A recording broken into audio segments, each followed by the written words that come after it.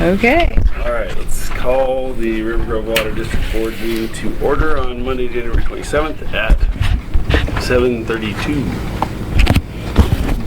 Okay, first item on the agenda, public comments. No public here, so we will move on to the next item, which is the minutes of October 22nd.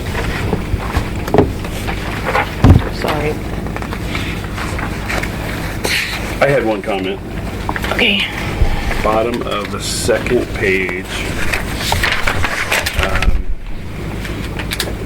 Last line says we are above budget already and we are only halfway. I think it should say half, H-A-L-F. Oh, yeah. Say again? Halfway, H-A-L-F, instead of have, H-A-V-E. Spell check didn't get that. Look, it's spelled correctly. I know. Grammar doesn't get it. Yeah. Grammar doesn't necessarily get everything. No, grammar does not get great amounts. It's getting better, but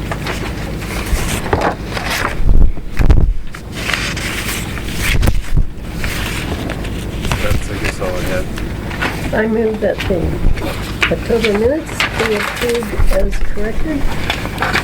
Second? Moved and seconded that we approve the October 22nd minutes as corrected. All those in favor? Aye. Or was that absent?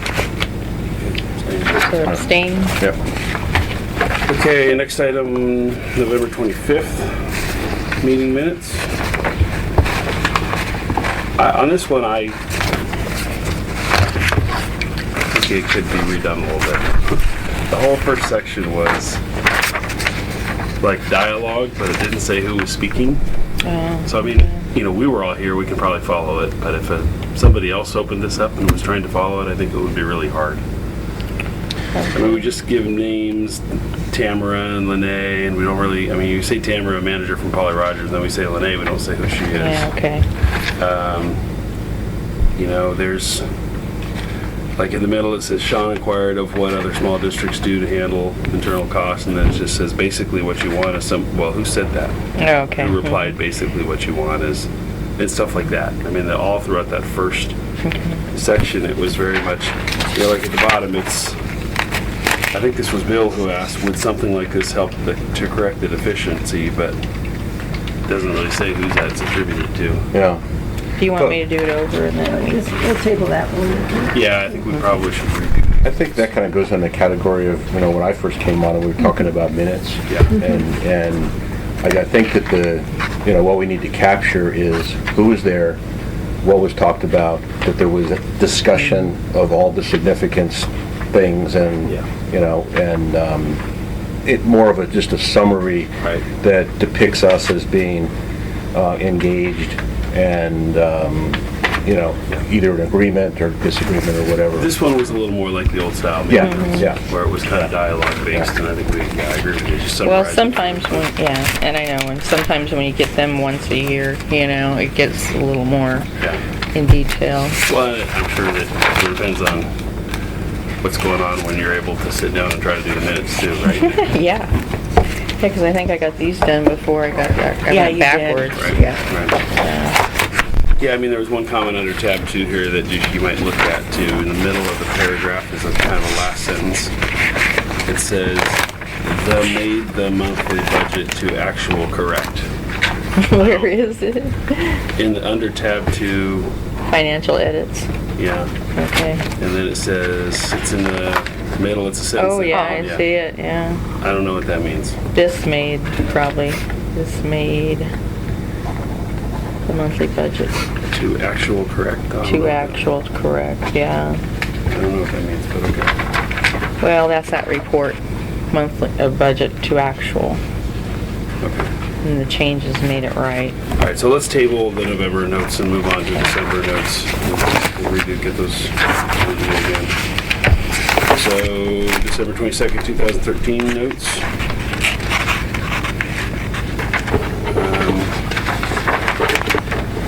The only thing I think I forgot, because I saw it later on my admin report, was that Chris moved the audit be approved because we didn't do it in the the November meeting, and Sherry seconded. So Yeah, we should Maybe add probably that. Yeah, that's Yeah. add that in. The only other thing I saw when I was looking at it is it starts right in and it says MDD. We were talking about the report, and it probably should define what, again, if we're not. a board member, Maximum daily demand, yeah, okay. But otherwise. Well, I can do search and replace on No, I those. would just define it the first time and then. Oh, Yeah. okay. If it's a. Yeah, if you define it the first time. Oh, if you just should put be it good. behind it? Yeah. Yeah, okay. So do we want to table these ones as well for a couple changes? Good morning. Yeah, I move that we table the November, December meeting minutes until next time. Do we need to vote on that? No, Oh, we do. No. So let's just table those. DJ, I can also, work with you on that between now and then, and, on the form, or, if you want some assistance on that. Yeah. Well, what I'll probably do is send them out right after I fix it, and then if anybody has any suggestions, let me know. Okay, so that moves us to tab 4, district report. All I have in the book is. Yeah, I didn't do a whole thing, and I just, whenever I see an IRS letter that said, "We're pleased to inform you that your penalty is 0," I'd like to point it out. Yes. So that's the only thing I have in right now. So we have that. Do we have any follow-up on the appeal of the unemployment deal? I have heard nothing. Status? Oh, and that's the other thing, I don't know if you want to discuss it, but I didn't get the application ready because we talked about paying for unemployment or the unemployment insurance. Yeah, we were going to talk about compare and contrast unemployment or self-funding our unemployment fund. And I talked to Jerry too. They don't do the insurance. And our attorney said it was he thought it was kind of silly to spend $4,000 a year on it when you could just bank that money and maybe have to pay later. Yeah, I think we all sort of are Yeah. of that mind, but the question then is how much should we fund our unemployment fund for? Yeah. And if we had I think it's underfunded is the issue. And then we got to figure out how to bridge that gap. We got to put a little bit in each budget year so that we can get that to the maximum unemployment. And I don't know what the maximum is. We got to do some math to Some figure out what research, that yeah. would be, and maybe it changes over time. But right now we're underfunded. 15 grand isn't enough in there. We've been at a relatively low amount. We started out, I think, at 10 when I was treasurer, and that was a long time ago. Yeah, we just kept it at 10 basically. Yeah. We never funded anything into it. So. What's our penalty now, like 2,500? Or Well, if she's granted unemployment, I think it's 2,900. Which we're fine with a low-level employee who only sticks around for a few months. Right? It's a high-level employee who's got 12 months of, average annual wage that we need to deal with. That's We don't gonna have be- enough for that employee. that's gonna be well over 10, yeah. Yeah. That's the issue. So I think we've all kind of agreed that we don't want to buy the unemployment insurance. The question is how much should we fund our unemployment fund?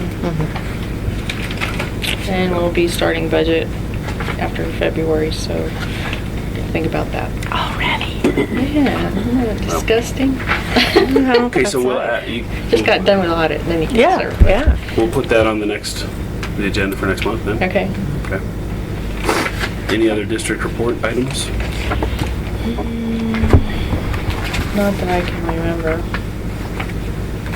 All right, let's move on to. Oh, the other thing is that we do have credit card payments Yeah, I was- online, and it works, if they pay online, it goes directly into our billing system. Cool. And then we just do an audit report the next day, and it's really cool. So, I was gonna bring this up in the commissioner report, I won't, but, so I got asked by a friend whether we can, he's thinking like Square, why can't we just swipe a card here in the office? Now, with the credit I card don't payment, know. can we manually plug in a card number here in the office? No, they have to sign in on the line, on the That's the only way web. we can do it. What if Doesn't somebody it wanted cost us 5 or 6%? You don't No, get- it does, this one, basically, there's a service charge on it, and it goes directly, they handle everything. We don't get nothing from it, and, But people who come in to pay their bill have to pay by check, basically. yeah. I think it should be able to, I mean, within that service, be able to take even, give me your credit, what's your credit card number? Like. Well, I don't think we want to be having people's credit cards. That's what I don't want. In their down presence, we can input it into the system. And Yeah. if Dan's here, he could probably just plug in the number manually and then give them their card back. I think that Square thing where you can, Square's easy. Yeah. It's really easy to set up an account. But I mean, you put that on your, but on your phone. on your phone. Some people are skeptical because you're swiping a card into your phone and they think you're stealing their data, so that's a little scary, I guess. But Well, see, then you get into the percentage and the usage and all that. it's like 2.75% for, there's a public entity rate for, so I've been in a bunch of charitable organizations who use Square, and there's a nonprofit and a public agency rate that's like 2.25%. So it's much cheaper if you set up an account under Square.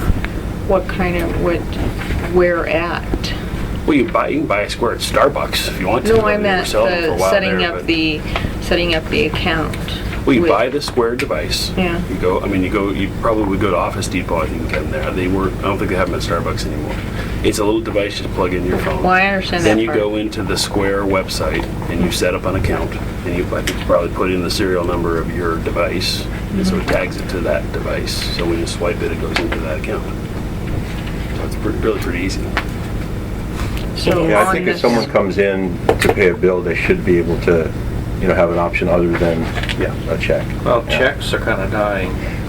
Well, they do have an option, and not only when you set up information online, it shows you all your bill status and your history and everything with your account, Well, what which if is we could nice. tag It's just, Square to our account? So, I mean, maybe we could ask Dan to look into that. Yeah. If he's got time. It's really, I think Square's pretty slick for swiping it in the office. But if we can do it manually through the system we already have, by just plugging in a number, maybe we should do it that way. we'll try that. Yeah, so, I mean, I think the goal is for somebody walking in the door to be able to use their debit card to pay their bill if they want to, because a lot of people don't carry checks anymore. I know. So, But then too, we also, does Square deny them if there's not any funds? I don't know.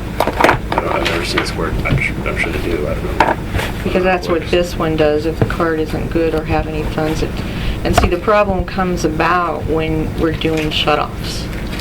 Somebody could walk in and say, here's my card, Yeah. and then it gets denied, and then we're back to square one. Because we, right now, in shut-off time, after the pink notice goes out, we don't take anything but cash or money order. Because we've had bad checks. Well, maybe we keep that policy for shut-offs. Yeah. That makes sense. Yeah, that really does. It's And then different circumstances. you defuse the entire issue of whether or not the card has an adequate balance. Yeah. I'm not sure that if we plugged it in manually into our existing system, that we would get feedback. I mean, maybe We get should Yeah, you instantaneous. right away. Yeah. And they will get denied if there's not funds. Then what do? You're sitting, you're looking at them eyeball to eyeball, and you say, your No, card they got have, denied? well, they're not doing it on, we're not doing it here, that's the thing. It's online and they pay it. Yeah. Well, I think we probably, if it's a shut-off, we should only accept cash or money order And that's- live. yeah. Right? They're here in the office, Yeah. because that avoids any Yeah. dispute. That's what happens when we put no personal checks, cash and money order on the pink notice that goes out to those That's people what- that's yeah. 4 months behind. Then it's already there. Yeah. Right? It means if they walk in the door, it's no different. Right. Okay, let's move on to Humphreys, tab 5. Humphreys, maybe we should go to number 6 since Jack is Yeah, let's do here. that. Move on. And Chris and Jack. Jack. You wanna- Sorry, I'm a little bit late. I got not used to driving to the big city in the commuter traffic. Really, I've kind of forgot about that. So, well, we talked about last month the S&H land use issue and the wellhead protection. But now it's not called wellhead, it's called source water protection program. So, for those of you, I copied our source water assessment report that was done in 2003. And one of the things you might notice in the, which is this, no pages, but where the maps are and the drinking water protection area, we were trying to find out, the place you're talking about is about right. No, actually, it's right there. Oh, okay. That entire area. Yeah. Did you say you I'm had put sorry. that in our, It's Yeah, right. it's in your, it is? It's on the southeast Yeah. corner, or Yeah, southwest corner. southwest corner, it's in your, there, So it's outside of the circles. right there, just Oh, there it barely is. Yeah, I got it. outside of the circle, and depending how much they mine, you make it into the very okay, edge. so the first line you hit is Okay, the yeah. 10-year time of travel to the left of it. Where are they mining? The southwest corner of Stafford and Borland. It says Wonker's Corner Yeah. on the map. Or for people who have been in this area for a long time, Wonker's Corner. It's really Wonker's. Yeah, that took me a number of years to get that one right. Yes, they do They're prefer not Wonker. Australians, the original Wonker's. Wonker. The guy who bought the corner is. Yeah, no, Wonkers, no, there was Wonker family, yeah, Wonker family, They're yeah. still around. Yeah, Yeah. yeah, they're right there at, all the property is going. Yeah. Yep. Is that where you got the circles? He's got a nice cool map here. Oh, yeah. Colors, everything. Anyway, right Jack there. is from OAW, and he helps districts and cities do- write. Go ahead. Yeah, source water, we do source water protection, and like you said, it's, it used to be called the drinking, Wellhead protection. wellhead protection.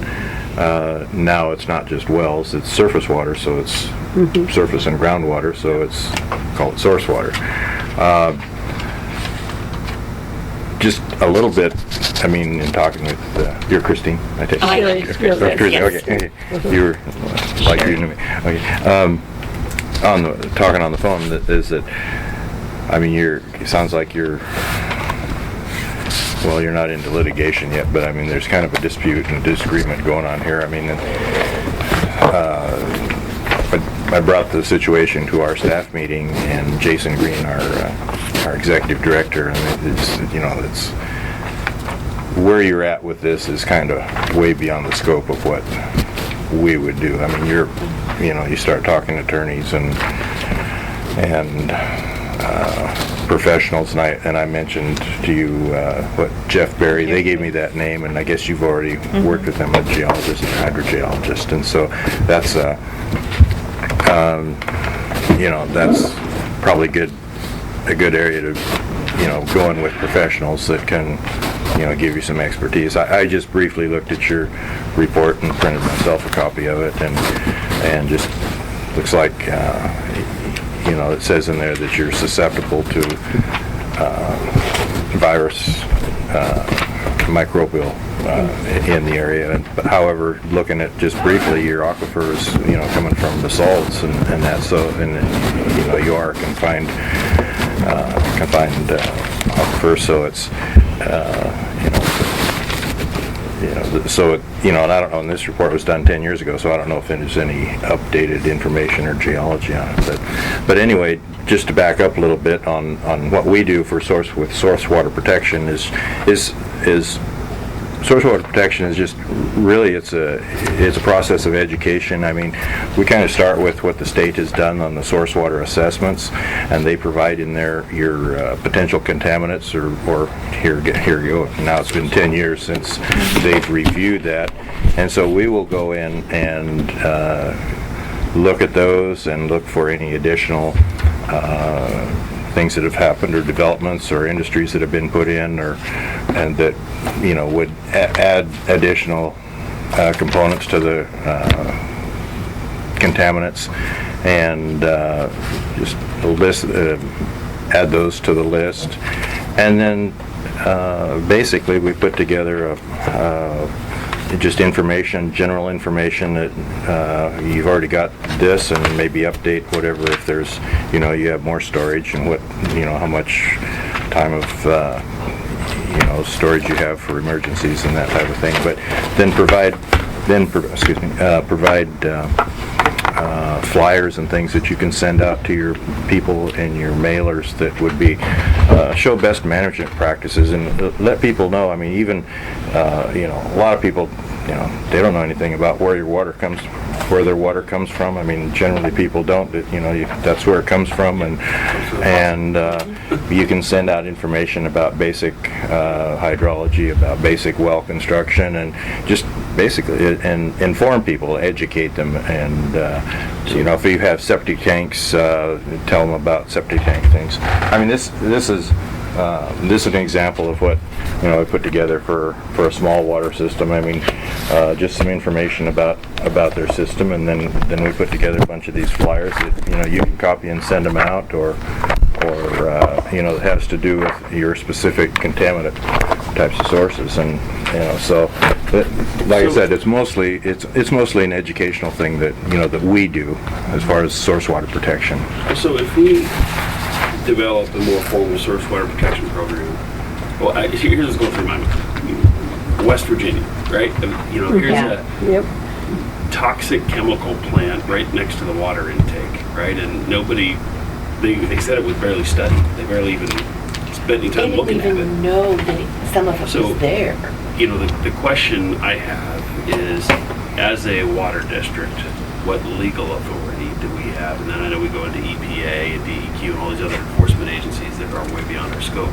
But what legal authority do we have, if any, to compel somebody to stop doing something that might damage our aquifer? So if there was a chemical plant on top of inside the circles, That we didn't know about we until didn't know anything yesterday. about, Yeah. could we do anything to stop them? And I don't think, as a water district, I don't think we have that authority, do we? Yeah, I don't really think so. I mean, and the way we promote source water protection is not to go after and point fingers at people, but do it as a community on good faith that, hey, we're all drinking this water, and what you're doing here, and all of these things are listed as potential contaminants. I mean, they're not contaminating. A septic system doesn't contaminate. I mean, septic systems work properly. I mean, they do what they're supposed to do. They're over the top of our aquifers. They're only a potential contaminant source if you don't maintain it, or if you let it go bad, and it can, the same with any chemical operation or whatever. You got one of the potential contaminant sources, even on yours here as well, is a state highway. What's the potential? A spill, an accident, a tanker tips over out there. Okay, so part of the thing is that, okay, you notify, you list your protection program with the state highway department and say, hey, this area here, if there's anything, we're here. Yeah. You need, part of their emergency response is, hey, call the water district. We got a spill out here. We have an emergency response going on. Let them know. Now, in the case of wells, I mean, that's a little bit different, but where you've got, and this happened down on the Umpqua a number of years ago, where there was a train, I think it was a train that tipped over in the Umpqua River. Well, part of the response is, okay, start calling all the water districts down there, hey, shut your intakes off because this is coming down the river. As far as the legal, back to what you said, is the legal ramifications of it, I mean, I don't think you're going to get anywhere, but the thing is to let people know that it's there. Let them know that, hey, we're here. We need to live together. And The one thing that we could do with a source water protection plan is when development occurs in this area, which it will, we can go to the appropriate agencies and testify that this is our area for recharge, there's a potential contaminant, and this is what we are concerned about. Take that into account. Yes, exactly. I mean, that's what, it does help do that, because, and I think we talked about, in the land use thing, and you can even go to the extreme of, which I don't think we do so much here in Oregon, but in other parts of the country, that, they've got it developed so they can put overlay, an overlay area on it that, has, more clout, I guess would be a way of putting that. Well, so if we got a surface water protection program in place before S&H decided to start digging up a bunch of dirt down there, Well, I don't know if that- Could we do anything? I mean, I don't think that we have We any. can't force it, no. Yeah, we could go to Clackamas County and say that's within our, I mean, Right. it's not, unless we move the circles out a little bit. So, right now, we can't even do that unless. So they're not really even in the circle at this point, and is that, you said 10-year, is that the 10-year line Yeah. there? Yeah. Because a lot of times they go 1, 2, 5, 1, 2, and 5. 15, I didn't, It's it right probably down says here. right here, Right, yeah, yeah, it's okay. Yeah, Sean, years ago, when you and I, DD and I went to a wellhead protection program, they used the city of Boardman as an example because the water district had identified all their source protection, and then they were able to negotiate with the city in terms of their development of where certain things would go, and, you know, especially the industrial issues. And that's where it was collaborative, but they had a basis of some data Yeah. that substantiated their claim. But isn't this the basis of the data? I mean, don't we have it now already, which is the state's? That would. Yes. Is this the that would maximum be line, is my- that a 10-year line? That's a 10-year line. And you're saying that there's a 15? no, I'm saying sometimes they draw them on 15s, out to a 15, so I didn't know, I hadn't looked at this one, and she pointed out that. Well, I mean, the it's just difference between 10 and 15 would probably be within or without of the circle. Yeah, and then, you know, and these circles, I mean, they drew those, they're an estimate, I mean. Right. And that's 10 an years. area with a very, very high water table. Water table in some spots is 3 feet.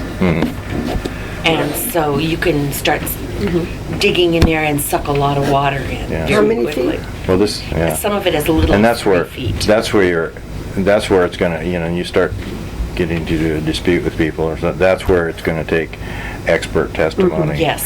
To be involved, and, you know, that's where it's, you know, that's beyond our scope of What I doing don't that. understand, we'll have to go to our GIS department over here to figure it out, but it seems like the circles go down to a lower elevation. All the stuff down at the bottom of these 5 and 10-year circles is lower elevation than our, I mean, obviously the aquifer's down 200 feet.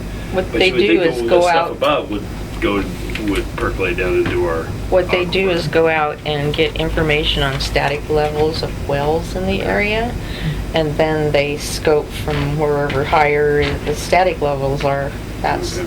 flowing down. So- It has and nothing to do with it's it. also- Yeah, and also Yeah. there's more wells down in the south Yeah. part of our. Yeah, if south- you look at the map, actually, They got more straws in our aquifer down They there. certainly if you look at the 10-year, I mean, it's going back uphill. Yeah, over on the other side. Yeah. And see, they base that, okay, they base it on geology, they base it on, like she's saying, your well, so they're looking at where from their knowledge, the general flow of the aquifers are in the direction, and then they also, the distance that these circles are out is computed based on what your consumption is and the draw Yeah, is out of yeah, your wells. that's right. And so,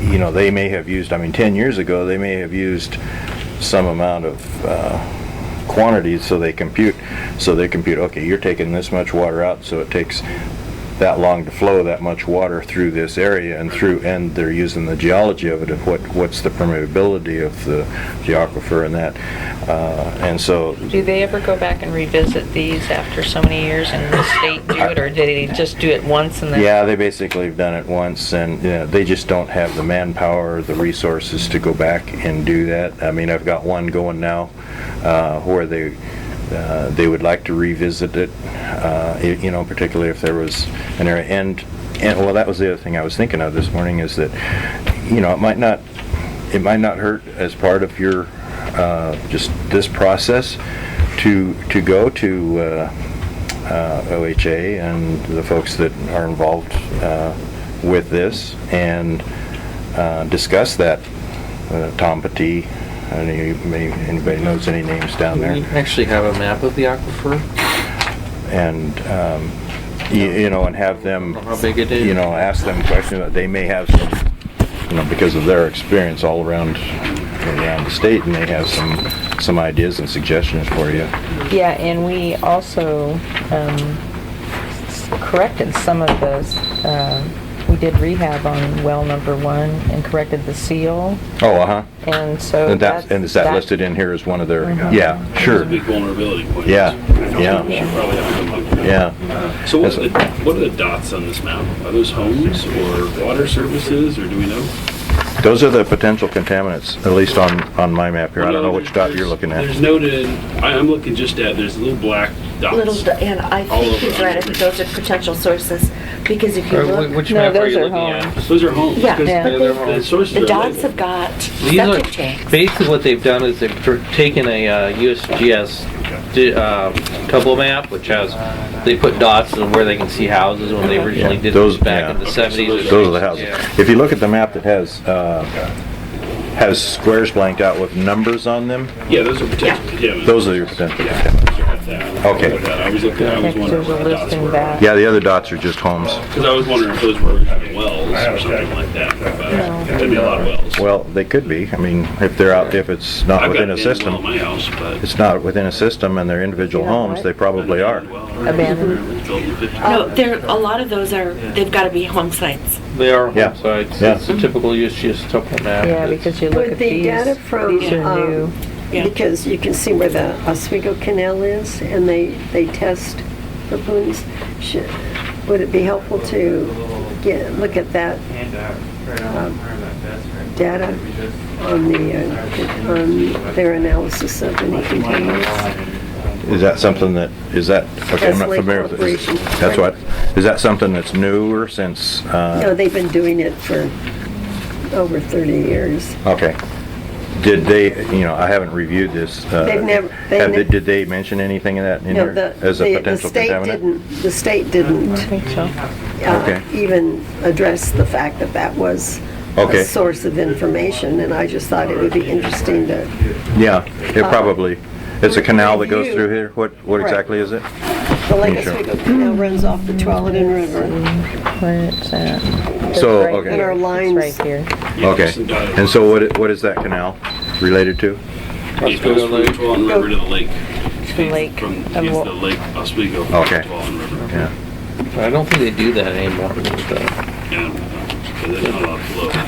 Yeah. Mostly it's mosquito breeding ground, one of the most affected. Four. It says other canal. Oh, okay, Runs yeah. north Okay, so and they do south have it, yeah. Through field operation within the 2-year. The impact of this potential contaminant source will be addressed during the enhanced inventory, There you go. which never came. Yeah, So, I'll repeat what I think I've heard. So, a source water protection plan is an opportunity for us to give outreach to our community on how to work together to protect our wellhead. And it's an opportunity potentially to use as a tool to work with planning agencies for future development. So we basically got those two benefits. Are there other benefits I'm missing? Well, it goes well with basically LCDC's goals. And we're But that's updating. working with other Yeah, agencies. that's Yeah, a planning but- tool, Yeah. so it's, But I mean, we can include that in terms of our comprehensive plan, meeting this objective will give us I much better go find your more restroom. definitive status on saying, we can go to, whether it's like Oswego or Rivergrove or whatever, saying, this is where you want to develop or something. Just keep in mind that this is. Yeah, And- exactly. And I see this as one of the reasons we decided to go to Metro and say, can we provide water outside our district? Because we didn't want a bunch of more wells. And then and the have the question potential. becomes, it helps us. is Yes. the development over off Rosemont tapping into our aquifer as well? Well, even if it is, what can we do about that? It's kind of too late in the game. It right? is. I mean, But there's a lot more planned for that area, Okay. and we need to be aware of that, So, even if we can't do anything. so I guess, I'm asking this question partially to myself because I've been on the board for most of the time since this report was done. Why didn't we do anything? I know it's come up from time to time, wellhead protection, we brought it up from time to time. I don't know, I had never seen this report, so maybe that issue Right. before I came on board. 2003. Yeah, so I think that was 2000, where I was, 2005 or 6. Yeah. And there's some actionable issues here. Oh, And we yeah. fixed the collar, so we've done something. But there's some, this was kind of a damning report. It was. Especially in the wake of, it's big in the news right now, right? This whole West Virginia thing. We got a report saying, you know, you got all these vulnerabilities and susceptibility to viral contamination, and what have we done about it since 2003? Well, the biggest thing we could do about viral contamination is exactly what we did. We did. Yeah. So Yeah. we have done one thing Yeah. about it. This doesn't, I didn't see a wellhead protection program referenced in here. I mean, I didn't read every word because it was a lot. No, we don't have one. So, I know, but this Yeah. didn't say as an action item or a recommendation, right. you should develop a Yeah. plan. No. It just says, here's where you're Yeah. exposed. Yeah. And we've done something about it, so we can say, if we ever got called to the table, we Yeah. can say, well, we fixed the major vulnerability. But what else have we done? And I think this source water protection plan is the other thing that we do. Yeah. I And think, keeping in mind that there's no minimal requirement for septic maintenance. You know, people move in and out, they have an idea that they should even do anything, so. now if a house is sold, they're requiring that you pump the septic.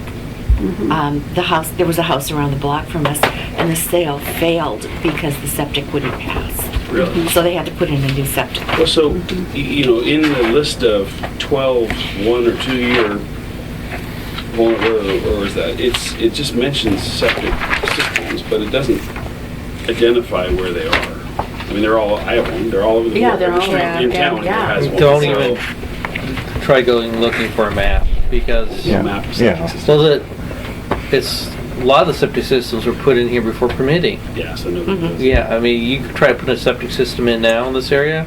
No way. No, you can't. No, because you go look at the soil reports, it says not suitable. Yeah, not suitable for septic systems, and So basically, all we can do then is outreach, right? Education. Yes, Say, that's you have a what I septic thought. system, here's what you need But to you guys do. can help us with that, right? Yeah. and pump it every 5 years. And what you're talking about, the collaboration that you have with agencies and that, I mean, when I look at the overall scope of the source water protection plan, I mean, you know, nationwide, because we're with the National Rural Water Association, we're just the Oregon section of it, and there are other, you know, they have templates on how other states and places have, you know, gone, and the source water protection people like ourselves have, you know, been involved with districts like yourselves and helped formulate the overlay, gone through that process. Just, you know, source water protection is not mandatory here in Oregon. Now, a source water protection plan. In Washington it is, other states it is. It's not mandatory here in Oregon. So it isn't a high priority. Most water districts, you know, you just don't have time. I mean, you hardly have enough time and funds to do what you're trying to do, rather than go out and add this burden to, you know, to your people. In a lot of areas around here, the municipalities particularly, they're dealing with the Clackamas River. And that is such an enormous area. Oh yeah, when you have a surface water source, I mean, Yeah. your protection area is, and everybody has that area. It's, you know, it's the watershed Yeah. as well. But see, when like in 96 and 97, when The we flood. had flooding around here, very high water table. Oh, yeah. Some of these septic Yeah. systems backed up. Oh yeah. Oh, of course. Well, and what I heard is Lake Oswego even came out to test our wells because they were dealing with such contaminations, and we had none in our wells. Well, that's what, you know, just looking at the, you know, if your water is really coming from, you know, it's almost like, well, wait a minute, if the water is coming from that underground aquifer, and and they call it a confined aquifer. In other words, it's actually sealed off, so it's coming from through that basalt. The water's coming from somewhere else. You kind of wonder, well, wait, why does the surface water, you know, how much does it affect that? And so this is where, you know, when they hire a geologist or somebody to do it and say, well, wait a minute, you know, your water's coming from down here and it's not being affected by this, and so you've Well, got that's different. only valid as long as it's confined. Yeah, And every time you poke a hole in it, it's not. well, supposedly, when you poke a hole in it, you're supposed to do it according to the rules, Okay. but, But- we know all know how that Are works. they just doing surface mining now? 30 feet, You're going down 30 feet? yeah. Yeah. 20 acres, 30 feet. What if they start going down 30 feet and we Can't- can't fill up our wells? They Because our can't flow go goes- 30 feet because they will have a swimming pool long Yeah, before yeah, that. Yeah, but. Yeah, but those are pumpable. Yeah. Well, they They gotta don't, start pumping it but down. you meanwhile, have to have our somewhere one- to dispose of that. Yeah, that's true. And they don't have anywhere to dispose. Do you know how deep the wells were over there off the Street of Dreams, West Lynn, and They had to go a long way. There's a lot of draw on that aquifer, and I can find that out. But they went very deep. A lot of the neighbors are bitterly unhappy because they also had to deepen their wells. Some Yeah, of them that so often considerably. happens. Yeah, Somebody puts one and right. put a deeper straw Yeah, and then and- the next guy loses his. And then they all put in swimming pools My- my- and water My features and parents are over there, and irrigation systems. I don't think they've had any problem with theirs, but they don't draw much water. Yeah. It's just that, Well, people who are in the immediate area had to do that right away, yeah. the minute they started drilling. Have you heard of maybe you have a lawsuit going on in the state of Washington to basically say that water should be a state-owned asset and not individual, because I thought they pretty much already claimed it, didn't they? Yeah. They own our trees too, don't they? No, I haven't heard of the specific Except lawsuit, for but I on mean, a- but it's so controlled, I mean, It says getting a the well judge or, threw it out. and taking it. and no, I municipal. it essentially would eliminate a lot of the water. Oh, so rights, that's you know, public it's- waterfront now? When I worked for No. Spokane County, the Private. aquifer up there, Spokane Aquifer, man, you couldn't build a house Yeah, Yeah, I don't Without, get it either. I don't get how they carve themselves out from the public waterways. approval from the county based on just where, how deep the aquifer was. They had a whole entire community called Treasure Valley, built these big homes with basements. The basements only went down, standard 8 feet, and everybody then had, in-house pools because the aquifer was at 7 feet or below the surface. Where was that? in-house pools. In-house Spokane, and then the houses Oh, yeah. failed. Yeah. Because they exposed the water and it caused liquefaction. Oh, it was a The whole mess. thing was a mess, yeah. Yeah. So, I mean, you were talking about source water. I mean, we could work on, help you with a source water protection plan. It's, your the size of your system and everything. I look at it as being, a very large project compared, because we're usually doing pretty It's really small ones, small yeah. ones, and can put it together fairly readily. And then going into this thing with the collaboration with the county, and that isn't something that I've had experience with, that we've actually experienced. So, I mean, we could do it. It would be good. It would be good for us to do that. But I see that as taking quite a bit of time. And I know you're looking at something with these people here. It sounds like it's imminent. I mean, Well, coming up. I mean, Yes and no. maybe that's hard to say because you've already been through one process with the composting, and now it's something else. But we could start a plan. But I mean, I kind of just overall look at it. It would be, well, first of all, I personally couldn't really start on it effectively till after May, and then I mean, it would, who knows what the process, start getting into the processes with meetings and committees and things like that. That becomes, like I said, I haven't been involved in that in the past, but that's kind of how they work. Is you develop a steering committee. I mean, for source water protection, and you have meetings like this, and you talk about these things and these things, and ultimately end up going, involving then with the county and get it set up. I can see where that would take Years. close to a year or more. I mean, yeah, the that's a process. reasonable estimate, I think. Yeah, knowing how the county works. And we could, we could be If you're involved, lucky. we could be involved in that, and that would be fine. Along with that, I need to do smaller ones that I can complete Yeah. on that too. I just can't Yeah. put all my time in Well, so- on this, but. What's the lighter alternative instead of step down from that? Oh. Can we do just build a plan and have the flyers that we can send out with mailers and start educating our district? Sure. Can we do that as Sure. maybe step one is start Sure. working on a plan, Yeah. get the outreach going, and I could do then that. step two might be meet with agencies and planning commissions and set up a task force, steering committee, Yeah. etc. Steve is the water guy too, and their attorney. So he who's would this? probably, Steve Shropshire?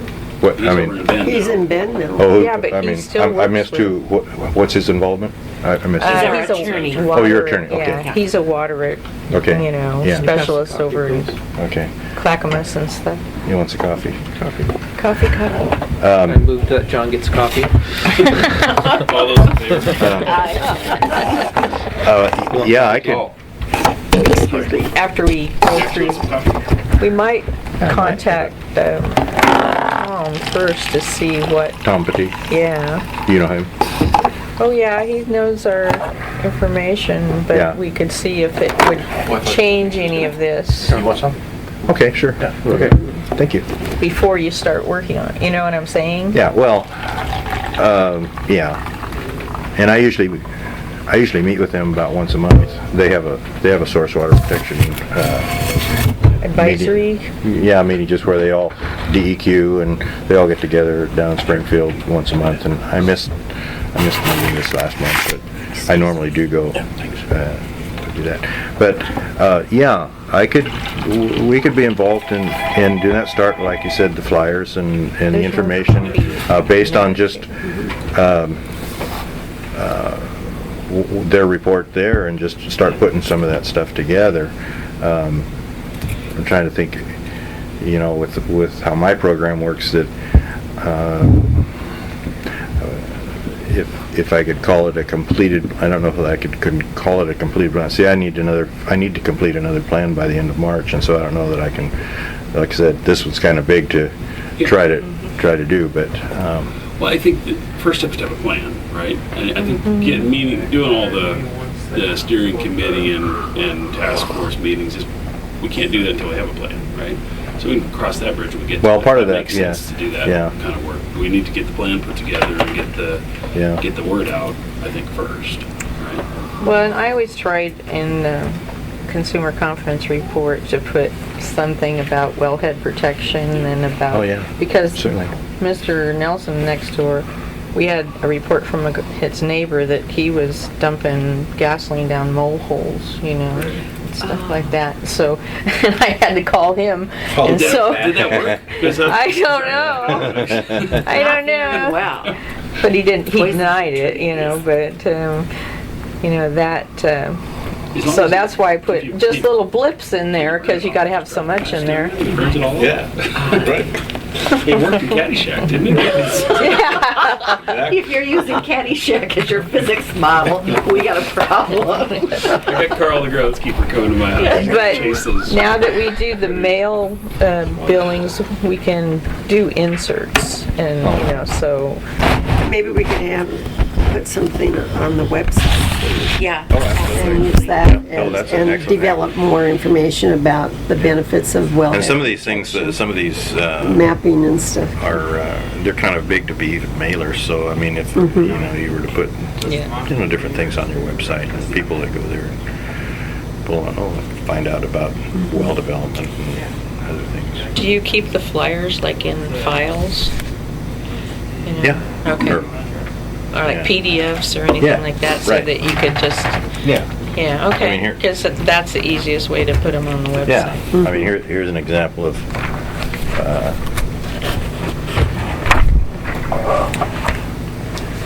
Can we all get star badges that say Surface Water Protection Police?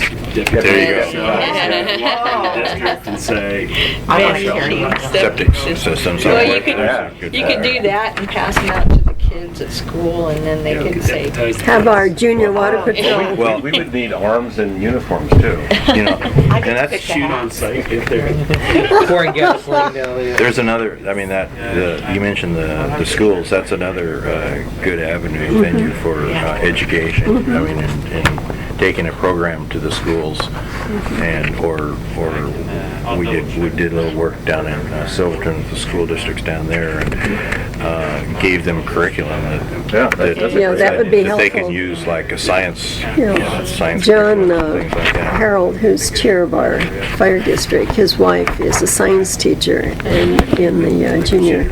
Yeah, it'd be nice to connect. Boy, you gotta work hard to get into the school district, because most of the school district is not in our district, and they're gonna say, that's really nice, go away. yeah, yeah, because we get ours out of the Clackamas River. I know, Yeah. I know 3 school board members pretty well. We could chat with them. But- Corax last week. You know, things about, you know, like household hazardous waste, having, you know, promoting the pharmaceutical take-back programs. I don't know if you've noticed That- those here. The city of Lake That's, Oswego you know, does don't- that, but Don't dump your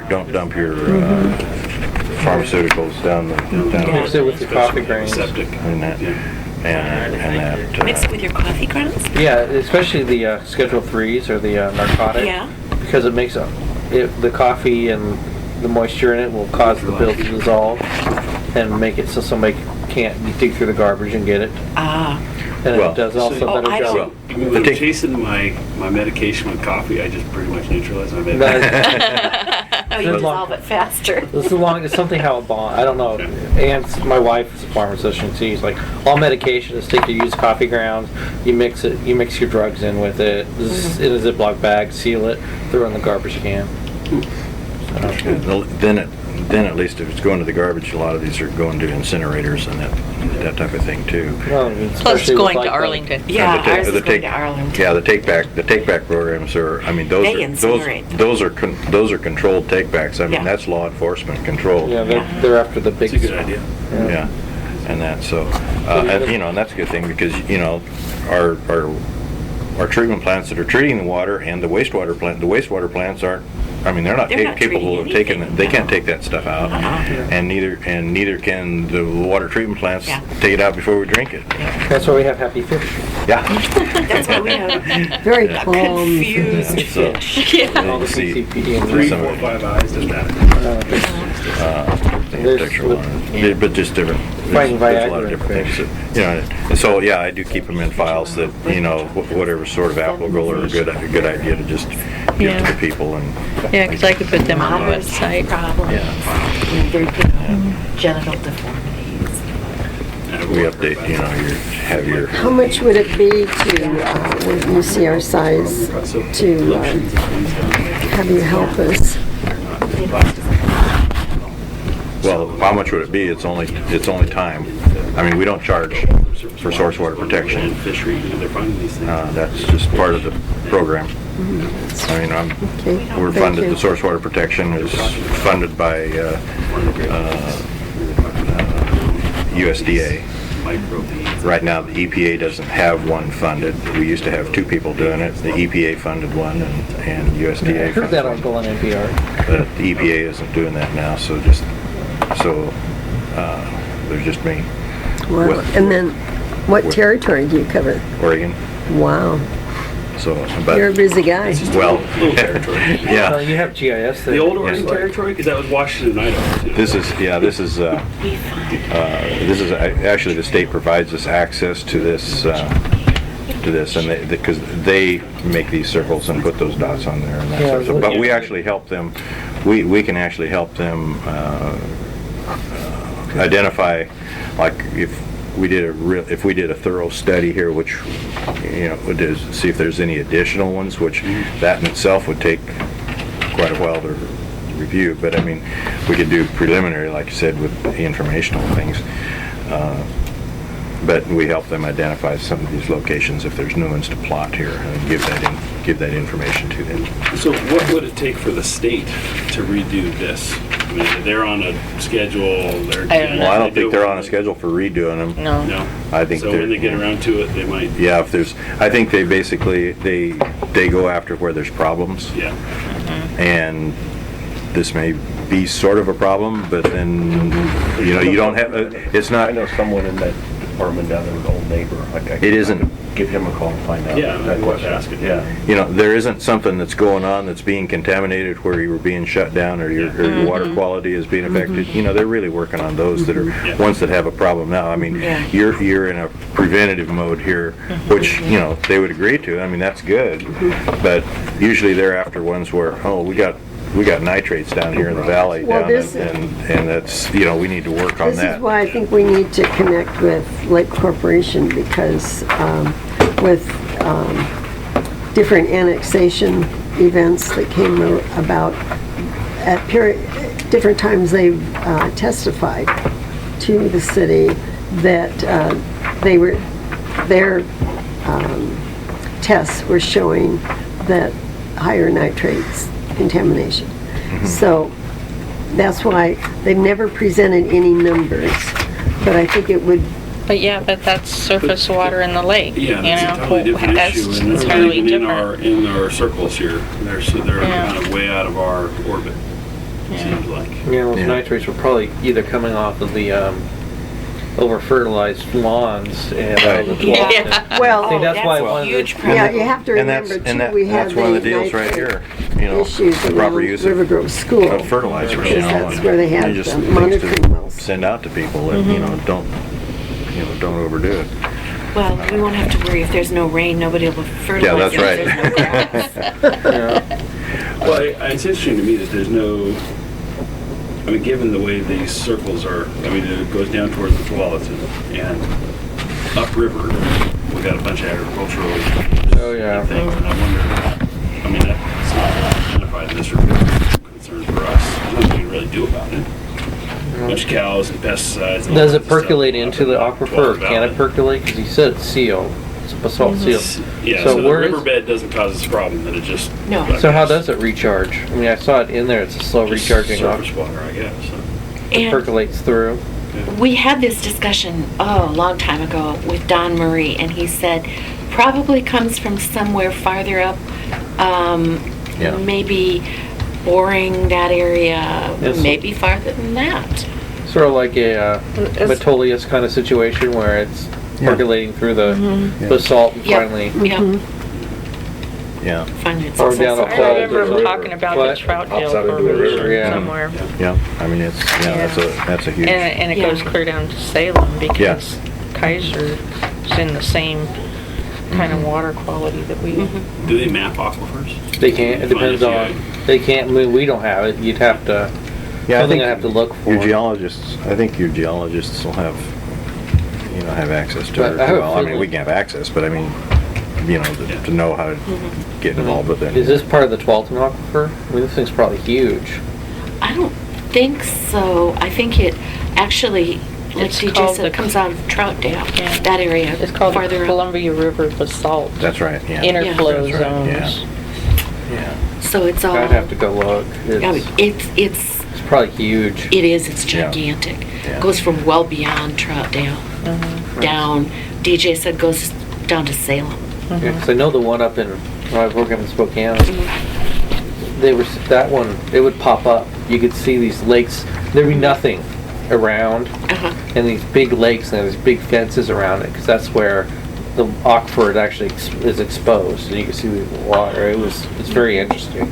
Yeah. They don't allow boats on certain lakes. Yeah. To that part of the state. Well, I guess the point in this report is that's beyond a 10 or 15 years. If somebody, you know, puts their narcotics into their septic system in Sandy, that's less of a problem for us, and it'll get there eventually maybe, but it'll be filtered through a bunch of basalt and it'll be okay by the time it gets to us, Yeah, I the guess. meth factory's up on the mountain. Yeah. Yeah, and one Welch's that way. Well, it's all going to all that soil's going to filter it anyways. So. Yeah. You got all that nice volcanic soil up there too, the Fahar soil that's nice and Yeah. coarse. Oh, It's yeah. gonna catch a lot of stuff. That's yeah. a great filter. So, but what this is essentially saying is that if somebody did that same thing right here in the 1 year circle, then it's gonna, within a year, it'll be down there, is what we're saying, right? Yeah. So we're gonna go out and catch all the meth labs out there, is that what? Up on 35th Place. Deputy McDowell, right there. Yeah, there you go. He's got his back Need more to his firepower, sidearm, he's though. gonna get it done. I got a couple sidearms, but I'm not gonna get anywhere near A A meth a lab. meth lab. No, I stumbled across a marijuana grow hunting once, an abandoned one. That was scary enough. It is, yeah. Tripping over these buried ABS pipes. I'm like, why are they perpendicular to the grade? There's a very real reason. And then the pots, and I'm like, I think I need to leave. Get out of here. Well, Jack, maybe you Yeah. can put us on your list to do the and to get some community education going too. Okay. So when you Yeah. can start working And, on it. and I'll do some, And if I'll you kind of meet look with into some, Tom. well, just the process to being involved with, putting together a steering, and I think one of the things you do is you put together, you get different people involved, and even these folks, if they were agreeable, that, hey, we want to protect the court, they probably wouldn't be there outside the circle, and they got other issues. But I mean, other ones that are in here that, just may have some impact on that, to get different people involved in it, to overall, we want to protect this waters here for everybody. That, yeah, I can mention that to Tom next time. I mean, if I'm just make that, wait for that contact, or unless you wanted to do something ahead of time, but I mean, other than just, Yeah, because I let don't him know know that they that was a goal that they would do every city district in the state, the source water assessment. And it started out doing the groundwater, and then they Yeah. went to the surface water. Yeah. So I think they got their first, Group, yeah, and like I stuff said, done, and now I don't know that that they have to do another one. Well, there has to probably be, since this is 2003, and then you got a 10-year circle, they're likely that there's something, if not done, maybe close to being done on a revision, and I'll try to find out about that one with that guy. Yeah, I mean, this, and page 33 of this thing gives us recommended use for this, and the protection phase, which is what I'd say we are. Yeah. It gives a few bullet points here, assemble a drinking water protection. There you go. Yeah. Committee Yeah. we're talking about. Yeah. Enhance source water assessment if necessary. I don't know how we enhance it, they did it. I mean, I guess we bring in somebody else. Well, enhancement is, go through and survey the area now and see, okay, what's new development out here? What additional things have been put on here since they put this on here 10 years ago? And then also look at, do we have new businesses? Exactly. Automotive repair, because yep. there are some, Yeah. I think on McCune, there was Exactly. some home repair. Yeah, there's And another. that takes that's a lot of legwork. I mean, it's mostly just visual and looking around, and but still, it's a lot of time involved. The next goal is develop a plan to reduce the risk of contamination. That's the outreach, send the flyers out, go to the school, help with curriculum, etc. And then develop a contingency plan to address potential loss of drinking water supply. We've done that with new wells, I guess, from our perspective. We also have right? interties. Yeah, interties. And then certify and implement a drinking water protection plan, which I guess is what we're talking about, that source water protection plan. Yeah, you can actually Well- certify it through DEQ, right? Yeah, through the state, or OHA. And now that certification process, I mean, that's that's kind of a lengthy process for them, but if, they would do it, but it's, kind of adding to their list of things to do that they already have a long Yeah, it list might of. take And, a few years. and the point of having it certified is what? I mean, you're already, now. By the time they get it certified, it's outdated probably. Yeah, I mean, now, theoretically, there's some advantage to the loan and grant process. If you have Yeah. a source water protection plan, you get additional points, and you get either stepped up or you get additional, or how that works. But I've never been that close to it to know the real details of it, because it's, getting Would, certified say, an plans. industrial manufacturer over here off of McEwen and 65th, they're no longer in business there, but historically, they had some problems with They had a lot of high hazard A lot of items. solvents and stuff. Gauge, And- I'm talking about gauge. Yeah, yeah. And so I would be interested in, was there ever a public Title I report? Any problems with contamination?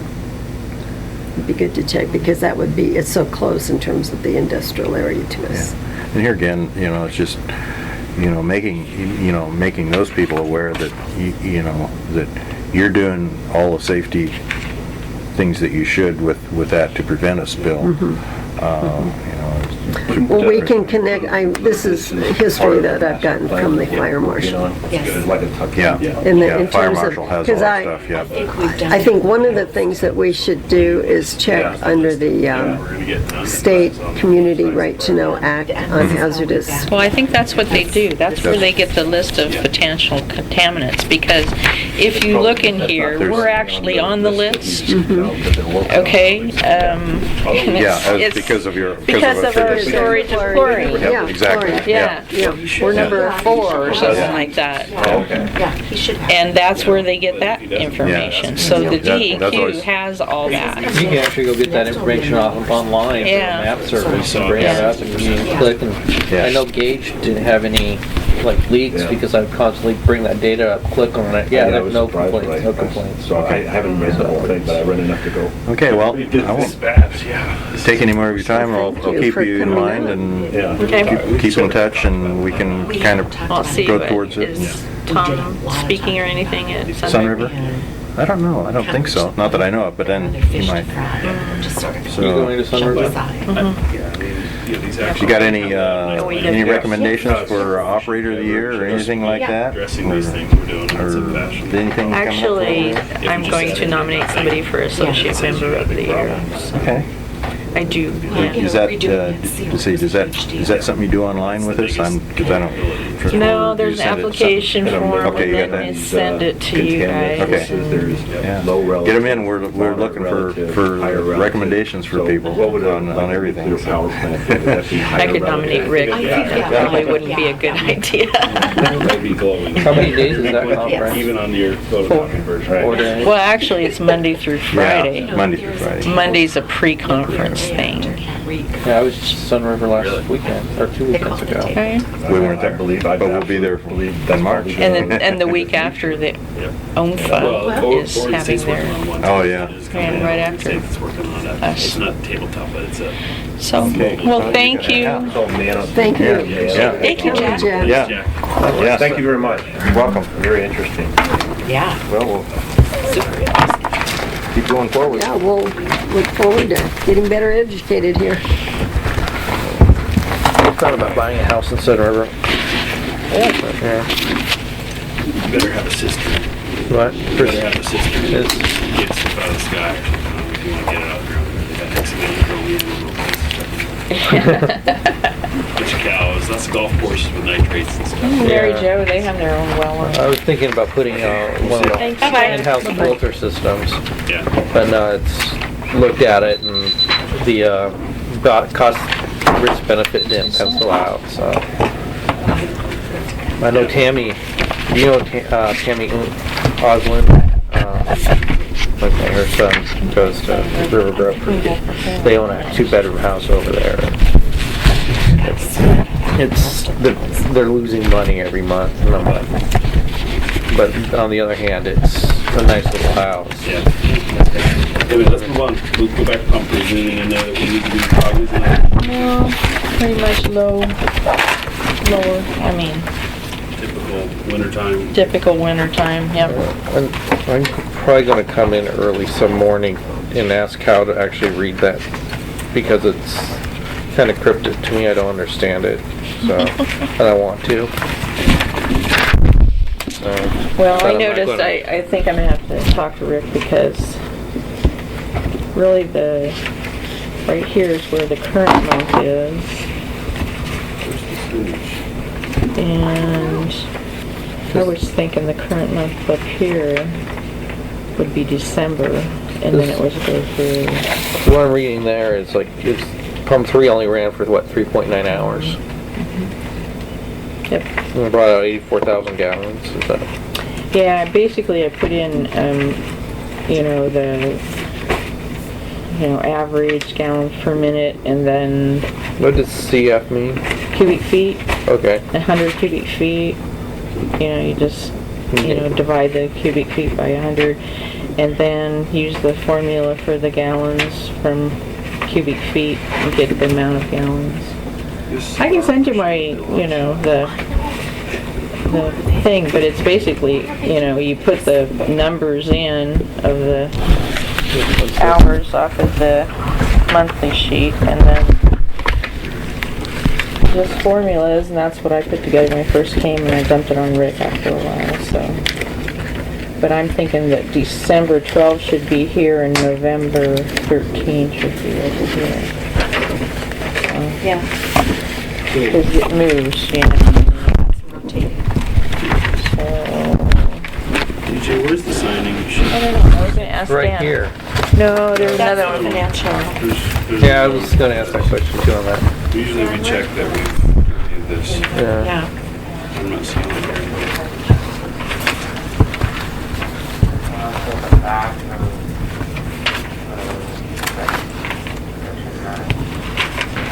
I know that you should put the master one in the Anyway, bill. we need to move on to the personnel. 95%. Okay.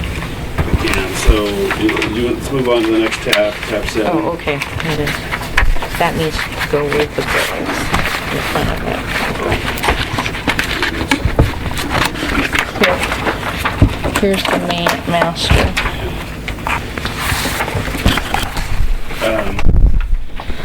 Well, you can go back to,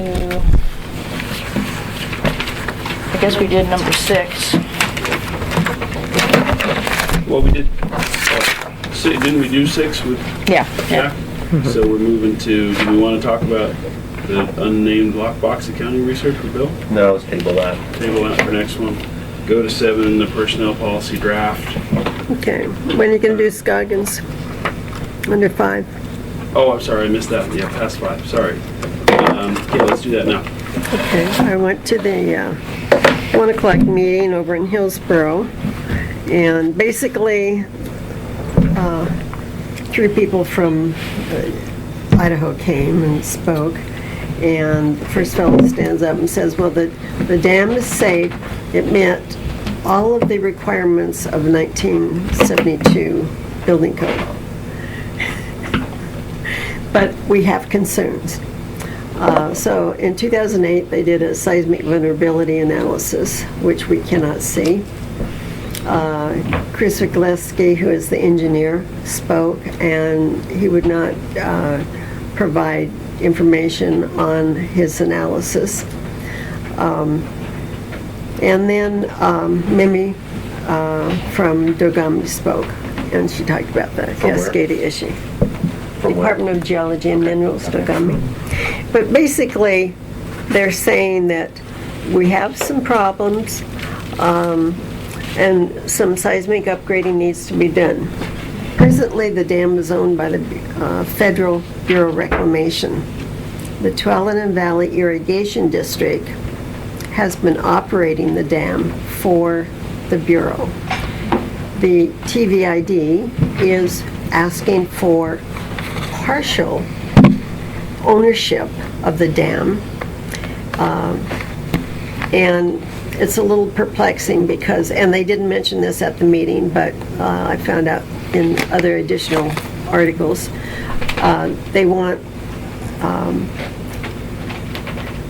partial because they presently have an $80,000 a year tax credit towards their electricity, and this is a freebie for them.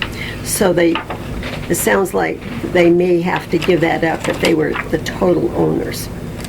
So this is a federal tax credit that the group is entitled to. Bottom line is I this. said it was owned by the Federal Reclamation. It is. So, But the question is, why would the Tualatin Valley Irrigation District want to assume ownership? With that, Why is that pertinent to the water district? because it is pertinent because eventually some of the long-term planning, you might find that they want to double the size of the dam. Right now, they're talking about doing some seismic upgrading with maybe 12,000 acre-feet.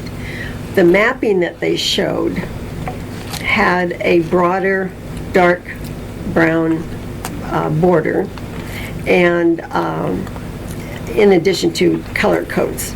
I said, what does the dark brown border mean? And they said, oh, well, that was for projecting some additional water that we were considering, but we're not doing that now.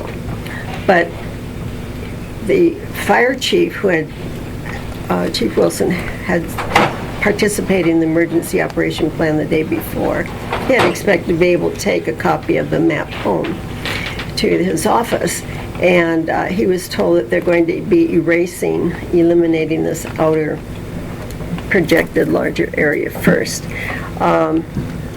The mapping, so we don't have an actual map yet in hand, but we can, when that We'll is never have available. a map in hand.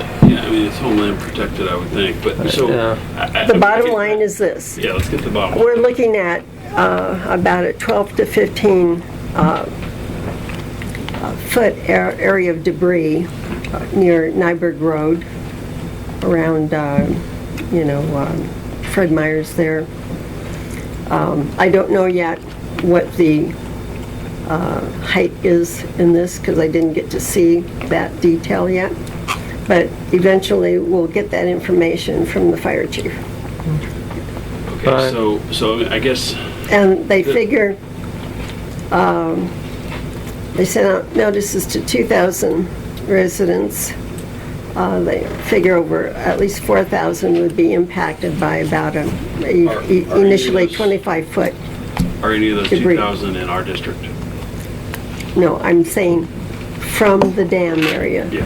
Their priority is mainly the Washington County area. There's not that many people in Clackamas County who are affected. I know I've looked. I have the data, and that we've looked at it at Clackamas County. We've done the reverse 911. For our district, it's there. I think we have like a couple fire hydrants at risk. I mean, it's really, the impact is, I think we have more to fear from a 100-year flood event than we do from the Scoggins Dam failing. I mean, I've compared the two. And it's, So you don't think that Rivergrove would be impacted? it would be as impacted as probably less than the 1996 flood event. Well, And we're talking maybe a foot of water. yeah. It's the thing that I think we need to remain focused on is our infrastructure and our ability to provide water, right? If it damages our wellhead for some reason, and we just established Tualatin River doesn't really damage our wellhead, right? It's coming from up in Zandy or Unless it Troutdale. floods in. Yeah. In which case, we're. and it's not even going to go up that Right, far and up the then- canal. I mean, Yeah, and then the next question is, what could it do to our distribution system? Because a flood of water, we've got concrete encased stuff going on through the canal, right? So is it going to damage that? Sounds like that's unlikely. We're probably more susceptible to a seismic event. If the seismic event caused the dam failure, that same seismic event could cause us to have. well, we're going to have more issues too than besides the fact of that dam failing. I mean, Yeah. the bridge, the majority of the bridges in Clackamas County are susceptible to liquefaction, and there's absolutely no way you can engineer for liquefaction. Our bridges are going to be gone. So at any rate, it sounds to me like if that dam failed and we got a wall of water coming down the river, first of all, it mostly dissipates. It does, actually. It just- upriver. It broadens. It's going to. I was looking at it. It's like there are huge areas. It's like acres. It just flattens out and it's shallow. Yeah. So. But doesn't Tualatin mean something like slow running Rubber. river? It means like, yeah. And it's like there's like if you look at the relief between where it's coming out of the Coast Range to here, it's like maybe 20 feet. It's very little. flat. Yeah. The water just, It's going to. That's why the Yeah. river flows so slowly. Yeah, it's There's a lazy no river. drop. Yeah, no drop. so, anyway, so I think we need to remain focused on damage to our infrastructure. And it's not our charge to be an emergency responder and educate people about what food supply they should have waiting for some major event. Our charge is to protect our water Well, distribution and system. the And only. educate people about the need for water. Water, Right, sure. yeah. But we don't need to worry about the flood. I mean, I'm more concerned about, when do we go down there, after this is a seismic event, to stick our hoses from the portable. It's like, do we wait until the water comes, or do we got 15 hours, we can put it in, pump, and pull it out? I mean, Emergency response thing, and so Yeah. we could have that on our list of emergencies that we need to respond Yeah, to. the things that we could drill need. it if we wanted Yeah, to. yeah. I think it would probably be lower on the list than a major flood event or a seismic event. yeah, 'cause I could see like another 96 flood event being more, Yeah. something more harmful. Well, we've got more impervious surface now, a lot more upstream, and it's going to come down faster with nowhere really to go except to the But well, anyway, okay, so what other things should we be anticipating? They're gonna have a map, they're gonna, Well, just stay tuned in terms of things will be coming out later once this new information comes to the fire chief, and then they can do an analysis. stay tuned to that. Okay, then the lockbox we're gonna table, then now we're on to 7, personnel policy. Okay, I have a whole bunch of comments to the 25% draft, but I don't know how you wanna go through them.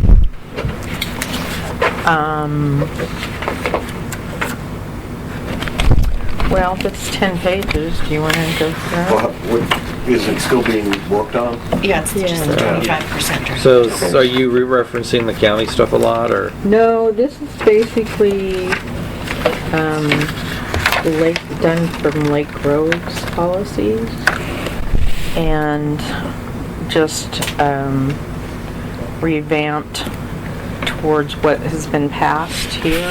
How much of this has gone through our attorney? Nothing has gone through it. Have you seen anything from It's called the SDIO? Progress. Yeah, Progress this is the report. first iteration Yeah. of what's going to be multiple. Do you want to send me your comments, Do you have and this then in- we want to, Do you have this in Word? yes. I can redline it based on what I have. if you That want would to- be very want to send it to me. Some of them are sort of grammar changes, which is Oh, just easy. okay. But a lot of them are questions about intent that I think we need to discuss. Well, maybe we should discuss it then, So I can, okay? all right, so I mean, I'll save the grammatical questions for later. Other than the fact that this always bugs me that it says things like the manager serves at the pleasure of the Board of Commissioners. You shouldn't say the direction of. Oh, good. It's legal to, and you see that a lot. Yeah, it's, It doesn't particularly please me. It makes DJ work her tail off. That doesn't make me Yeah. super happy. But Okay. Anyway, so, but those are things that I can just change the red line. So, the bottom of this page, exceptions granted in any instance will not be binding in the future. That means we need to know what an exception is. We need to document it, and we need to figure out under what circumstances we're willing to grant exceptions. I mean, we can't just, so there were several things in here that got me worried about discriminatory practices. We can just grant an exception because we feel like it. Well, that could be seen as discriminatory. yeah, you need to have criteria. Yeah. So For we need, how you decide which yeah, under deserves what an exception. circumstances will we grant exceptions? And then what types of exceptions might we grant? Yeah, then all How exceptions do we should be document documented, it? yeah. So there's some things, and there's a bunch of things in here like that.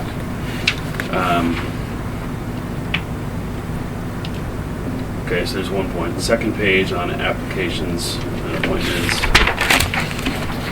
I didn't see anywhere in here that said misrepresentation of information is grounds for termination. Maybe that would be in the disciplinary procedures, which we didn't get to. This just kind of stops. Well- So maybe the disciplinary procedures would address that. Yeah, well, it's on the way, but in applications, you should have, it should be correct. Yeah. Well, right, but yeah. if we may not be able to catch a misrepresentation until later. And if it's That's during the true. probationary period, that's automatic grounds for termination, Right. right? If we found a misrepresentation in their employment application. So maybe we should address that somewhere here. Okay, and under applications, where's it? Well, I don't know, it says at the bottom, the last paragraph under applications 2.02, it says, they gotta furnish complete information, manager makes all appointments to positions authorized by the board, but doesn't, I just noted at the end of that paragraph, misrepresentation of information should be grounds for termination, immediate termination or something like that.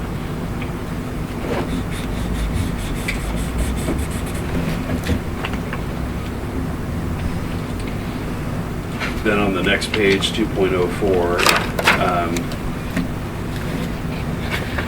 I'm just surprised at that first sentence. Public employers must grant a preference in hiring and promotion to qualified veterans and disabled veterans if the hiring decision will be based on the results of a merit-based competitive process. So I guess what that says to me is if you had two equally qualified people and one was a veteran or disabled veteran, you would have to give the job to that person. So is that law I think That's law. for public agencies? Yeah. Okay. Yeah, I don't know, that I know stuff it is was. for If you're using a merit-based, like a point-based system. Yeah. Yeah. That a lot of government agencies, like county and local government, will not use a point-based, but the federal government does use a point-based. Okay. So, So I don't know, I mean, then I guess we need to define our merit-based system at some point here, which we haven't really done. or if we use a merit-based system. Well, Yeah. it actually had how to figure out the points, but I wasn't sure we needed to put it in there. Yeah, we So- need to put it in there. We probably need Okay. to put it in there, and I think then we also need to make sure that if we're using a merit-based system, that it's clear in our job postings and our applications, that we're using it, how Yeah, it veterans works. given preference. And this statement that veterans Yeah. are given preference. Yeah. So we need to state all those in our applications. Most large employers automatically do that. Yeah, you know, maybe it's fine print at the bottom, but it needs Yeah. to be in there somewhere. I don't know if we do or not. Okay. Bottom of the same page, 2.042, you know, safety, my opinion is we should drug test and drug screen for all positions. You know, safety sensitive, what's not a safety sensitive position in our district? I mean, it's not like we have a whole staff. No, I know. You know, I think. Well, you know, finance Lake officer Grove is said that they safety took it off of special districts manual, and that some of the stuff may never pertain to them, Right. but it would be in there. Well, so if we have it in there, then we somehow have to Define. determine job by So- job which ones are safety sensitive. So I'd rather just say we're going to drug screen for everybody. When we have three Pre-employment employees, drug- yeah. Yeah. I think like we never know when Dan here has to go out and, Well, right. I mean, yeah, so we're not it's big enough 3 for- o'clock in the morning, turn Yeah. off Yeah.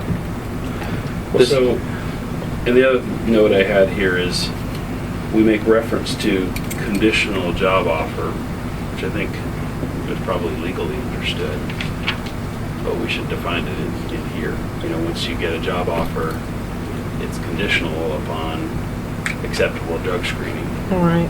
So that's clear. It's not really clear. Okay, that was that comment. 2.05 orientation.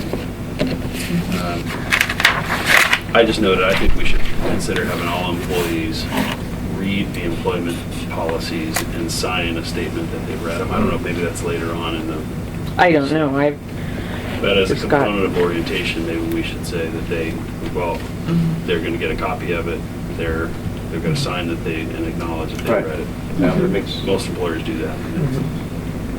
As part of the well, that's what orientation. I do with the current ones. I have a letter, I make them read all the stuff, and then it says I understand, and I have them initial it. Yeah, we should just add it to this 2.5 Okay. as part of, that's a step, part of orientation. Let's see.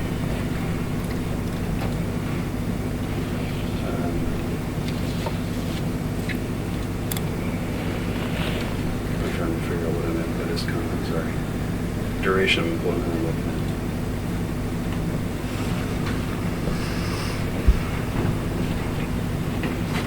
I don't know.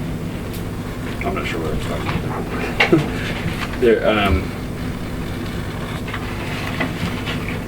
anniversary dates, do we really function our vacation off of anniversary or off of annual periods?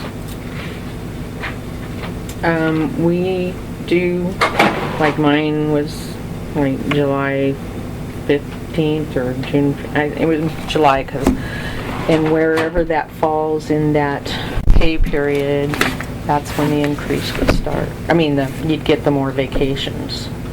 So it's based on your hiring date, It's your not on hiring a date, calendar Not on year. a calendar year. Right. Okay. Which, as long as we're doing that, then I guess we can keep it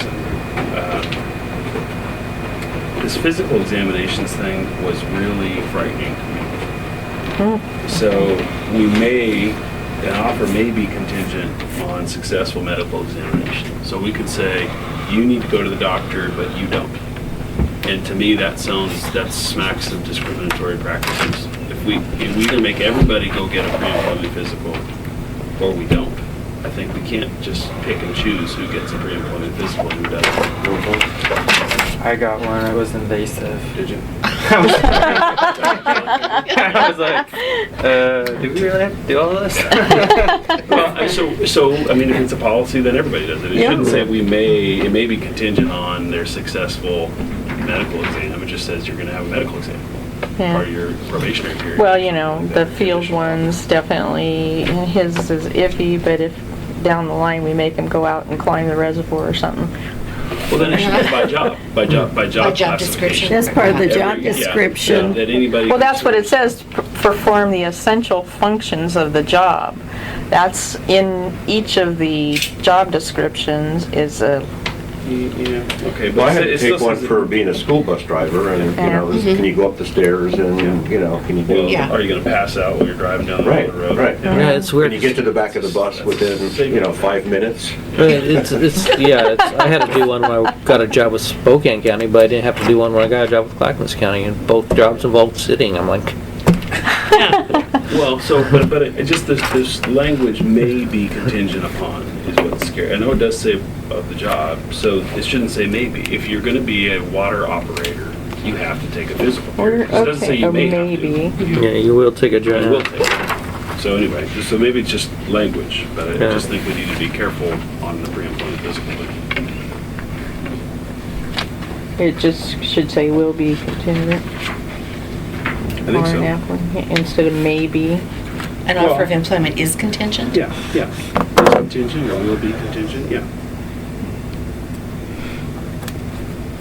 Again, these are all reasons for having lawyers look at this stuff. I'm not a lawyer, Well, the thing is that Lake Grove's was all looked at by their lawyer, Clark, what's his name? Balfour. Balfour? Mm-hmm. That doesn't make him good. Okay, so moving on. Doesn't make it good. Next page Doesn't make 6. him good. Driving, mhm.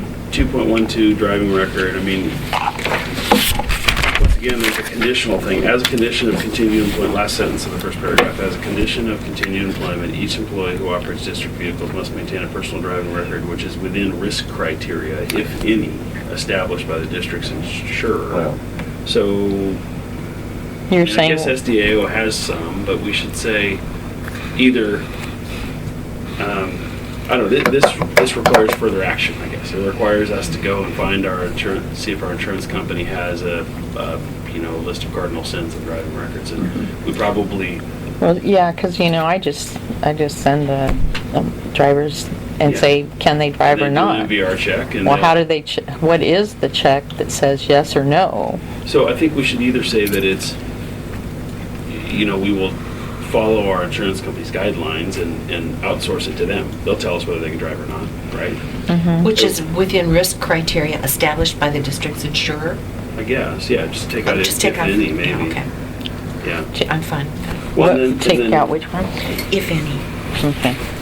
Well, and then the third paragraph under that, the second sentence says, failure to report a traffic violation or change in license status to the manager is viewed as a violation of district policy.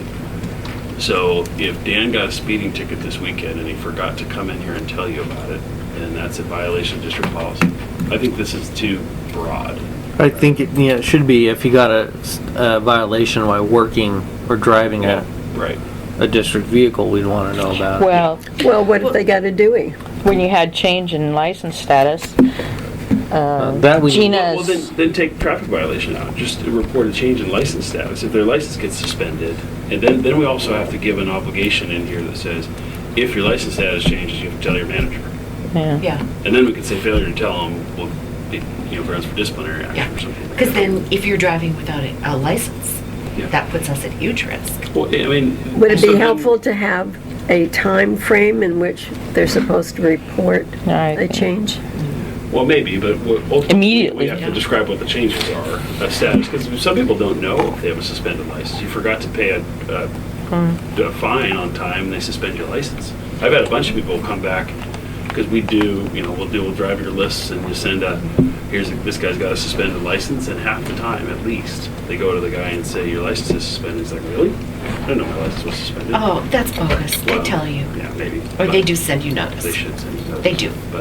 But still, I think maybe what we need, I guess, is a complete fleet safety program or driver safety program or whatever we want to call it. And it's either a separate document or it's part of this that lays out what's an acceptable driving record, what are the unacceptable violations, what are the reporting requirements to your manager if you have an unacceptable violation, what are the disciplinary actions if you have one. I did that Or a separate traffic document. accident, if you And have a even in traffic terms of the accident. traffic accident, because we had, an incident previously, Yep. we don't have a written procedure of what needs to take place when you have that traffic accident. And that should be what you're talking about as a In standalone our document fleet safety referenced document, here. And yeah, we reference it in this Yeah. point. This just says you have to have an acceptable driver's license, driving record. We'll check with our insurance company. They'll report back to us. And I think it should say all employees again, just like drug testing personally, because everybody is in our district might have to drive their vehicle for we're Yeah. a small district. So Well, I know when we got to the legal on Jim, I was out there riding around with him. I didn't know he had like 4 DUIs. He probably didn't have, and that was when he had his own vehicle, and we were just using that. Well, so I think there's in here we're just addressing. This is more like pre-employment requirements. I think it's still part of section 2, which is appointments, qualifications, and separation. So this is about qualifications, and you got to have an acceptable driver's record, and we're going to check with your insurance company. And then when it comes to your employment rules, you got to comply with our fleet safety program, right? Yeah. Whatever. Right. Yeah, and I haven't gotten further into it, and I know that when I talked to SDAO that a new manual is coming out in February. So an updated one. The last one I have is 2010. So Will that be So we just use addressing, you think, theirs. the medical marijuana issue? I don't know. Probably, I'll bet probably not. I don't know. Okay, so and then I don't know. Does anybody want to something go that we- to the Seaside for the SDAO convention? I've thought about it. Huh? I've thought about it. Well, let me know. Okay. whoever doesn't get their nose quick enough, you guys see, you guys know this game. Nobody knows this game. This is no, and the last guy to touch his nose has to go. So, yeah, John's like. Yeah, you can sit there like this the whole I'm not day. going, yeah. I mean, I want to go to the one who's like how to be a water board commissioner. I'm waiting for that. That's a really good one. Yeah, but I haven't seen anything on that recently. They do it So- a couple times a year. They usually do one in the spring. so anyway, okay, so I think we should add so we use SDOs or whatever we can, get a fleet safety program as a separate document, or maybe it's in the appendix of our employment manual or Can whatever. we ask our attorney, though, about how we need to deal with the issue of the medical marijuana now Well, see- during this interim? I'm just throwing this out as a draft. Mm-hmm. Do you want me to take it to the attorney first? No, let's get No, it. you let's- want it- but somewhere between Yeah. 60% and 90% we go to the attorney with it. We need a complete Yeah. document. This isn't Yeah. even a complete document. Yeah. So, yeah, let's finish drafting it first. Okay. And then Yeah. we'll get it to the attorney, but based on our best abilities. But so the next question, speaking of attorneys, the personnel file stuff, I don't know enough. There's a lot here about legal related stuff, what they can see, what they can't see, separating documents. It's like... It imposes legal obligations on you as the manager, TJ, when I read this, and it concerns me a little bit, separating certain things, having a separate private medical file, don't put any medical records in their personnel file, when they can get it, what they have to do to get a look at their own file. Those things concern me a little bit. I just think we need to review this. Seems like for a much bigger organization, It too. does. It totally does. So I wasn't really comfortable with all these requirements. We need some help, I think, on those. Well, when Mary Jo was here, I kept the health separate from the personnel. And one of the reasons too is the auditor can ask for the personnel. And you don't want them to see And you don't want health to information. provide them That's a with HIPAA any of violation. the, Because they don't have a need to know. Yeah. that law, whatever it is, So the things that weren't in this draft, and they're probably in the later pages that you're going to be doing, that I saw, okay, a vehicle policy or fleet policy wasn't here. Cell phone use policy, I think we should consider adding. Yeah, I was going to, well, and it's up to you guys, I was going to either footnote where the, when the policy, because we do have cell phone policy. Yeah, I remember that. Yeah, and travel policy and Should be credit card policy. incorporated into, it should be incorporated. Yeah, Yeah. safe pass. Actually, also, all that information's available on the Oregon Ethics Board on what's acceptable use for district publicly owned cell phone. I think most of ours came directly from Clackamas, because I remember supplying it. Yeah, but it came from the Oregon Ethics. Right. Yeah. So, anyway, okay, so yeah, I mean, because I had listed just a laundry list of what wasn't here. Cell phone use, vacation policy, discipline policy, termination policies, health benefits, and, Yeah, none of that, 401k. came further into Yeah, I it. figured, travel and the credit card. So Yeah. I think we ultimately, all those things that we've already made resolutions on, we should incorporate them into this. Yeah, and basically, this will be the summary document Yeah. and footnote to what resolutions were passed. Perfect. But getting the majority, Yeah. Well, and I realize it's 25% here, and it just kind of stops. So I realize you were Yeah. not Yeah. done getting it drafted. I'm headed to Hawaii on Thursdays. Did we approve that? It's vacation! So We approve your vacation. Who approves your vacation? you do. Me! So, I mean, if you want to send me this Word version, I can make my red line changes that I had, and I can footnote a comment saying we should add this, or just follow my comments that I did here in writing. Let me just. Okay. Did anybody else read it? Yes. I scanned So it. we might want to toss it around after. I can redline it and pass it on if you want to do that. I would like that, yes. Looking at the, I saw the big 25% there, excited about that. I'll skim it, kind of familiar myself. I figure if Jim can do it, I can do it. Yeah. Well, I don't mind. That way you don't have so much to look Yeah. at, but you can, make changes on this and then add extra. Yeah. I think it's a good idea. It's a good idea. Under page 8, procedure for access by employee, if an employee wishes to inspect their record, I just wondered if it would be helpful for us to be able to say an appointment shall be made within a minimal week or two, because maybe that employee is needing it for collecting unemployment or whatever, I don't know. Well, it does say that an employee must receive copies of such records within 45 days. Is that too long, you think? Yeah, I think it is too long. If somebody's wanting to apply for unemployment or something, 45 days is a long Yeah. time. That is a long Yeah. time. When they don't have Yeah. income coming in, Yeah, maybe. I think that's a hardship. Yeah, and I think, but that's not really inspecting their records. Verification of inspecting the- employment is a different thing. We can say, yes, they worked here. And that's really all we should say. We shouldn't say they were wonderful and great, or they were terrible and bad, that we should just say, yes, they worked here. That's all Clackamas does. Yeah, so we probably should address verification of employment in here somewhere too. I think it did. And that I should think happen there was something within in there. hours, right? I think you're right, Sherry, that's a good point. But this is about inspecting your file. 45 days is probably long, but it's not really the same thing. This means they want to come in here and look at that. This probably means they Yeah, have an but there should attorney be a recommending that they sue us. time and period they look at their identified file. that accommodation can, Well, there is. It's 45 days. The point is, it's probably Second just too bullet long. says 45 days. Yeah, and I think 45 days is too long.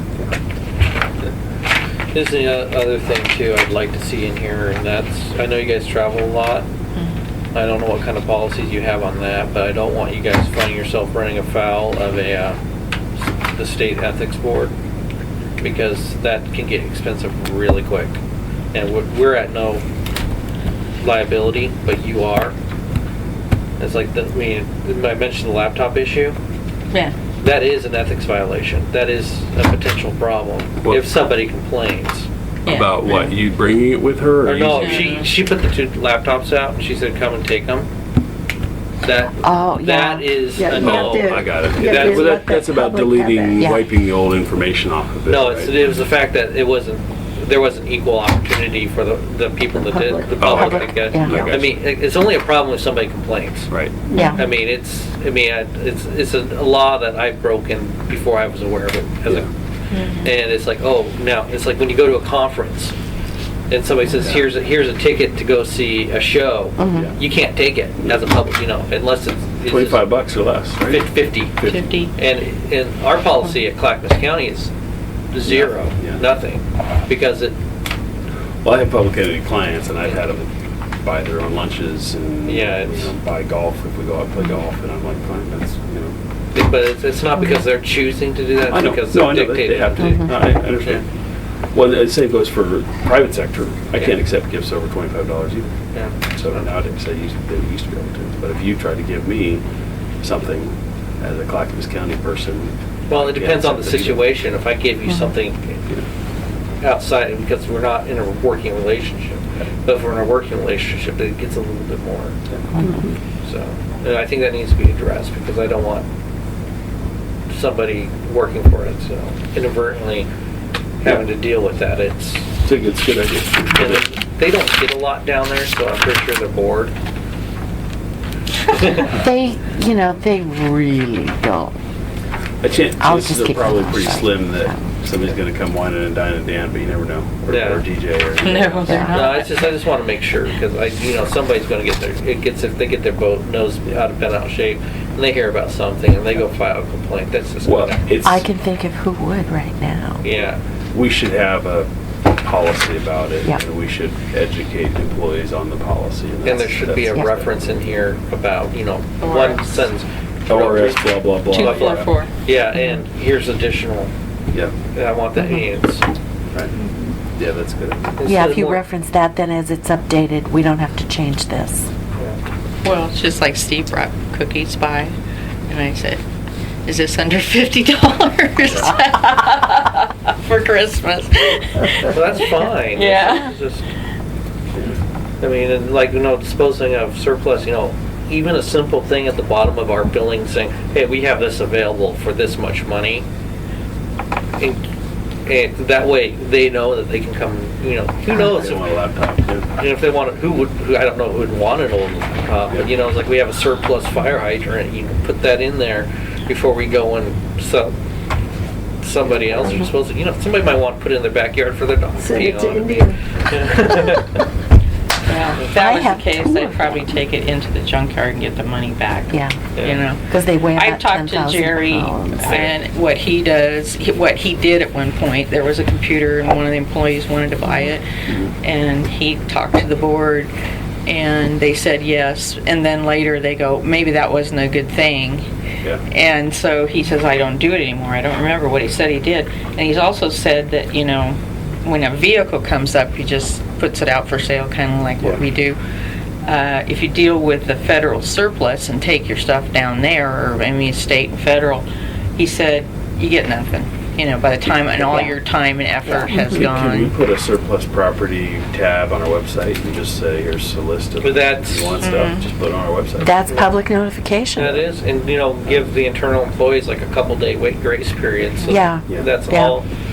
That's all that's required, yeah. Equal. Yeah, you don't have to I'd be send out a pulling- mailer. I'd be pulling the hard drive and give Well, yeah. our next ones. Or, Right. Yeah, Well, that makes sense. you can say that. So laptop without the hard drive. Right. Well, I would be taking it to Goodwill. I'm sorry, that's just, we don't have that much, Anyway, all right, well, we'll cross that bridge when we get a more complete submission, I guess. Meantime, we'll do a red line draft of this, and I'll circulate it. If you can send it to me, and we'll move it along and then try to get it back to our next meeting. and then you can add to it the rest of the draft. Do you have 13 What, Windows? Office? No, Office 07 is what I have, I think. Oh, okay, it's in 13. It shouldn't matter if it's the Shouldn't doc matter. acts. Yeah, it's Oh, it is the reverse, doc acts, yeah. reverse compatibility. Okay. I should be fine with it. Even open office would read a .x. And speaking of those kind of things, I won't do it on my work laptop. I mean, I'll wait till I'm home to do it. Right. It's just easier that way. I don't want it on me. Okay, okay, so nothing to vote on there. We'll just further action on personnel policy. Tab 8, financial report. Bill? Obviously, I've been out of the loop for quite a while. I've missed a lot of things, so I just met Dan, briefly the other day, so I'd like to actually ask Dan to come on over and, give us, I looked over what we had, and, the same, everything seemed to be fine with me, but I'd like to get Dan's report basically on the state of our union.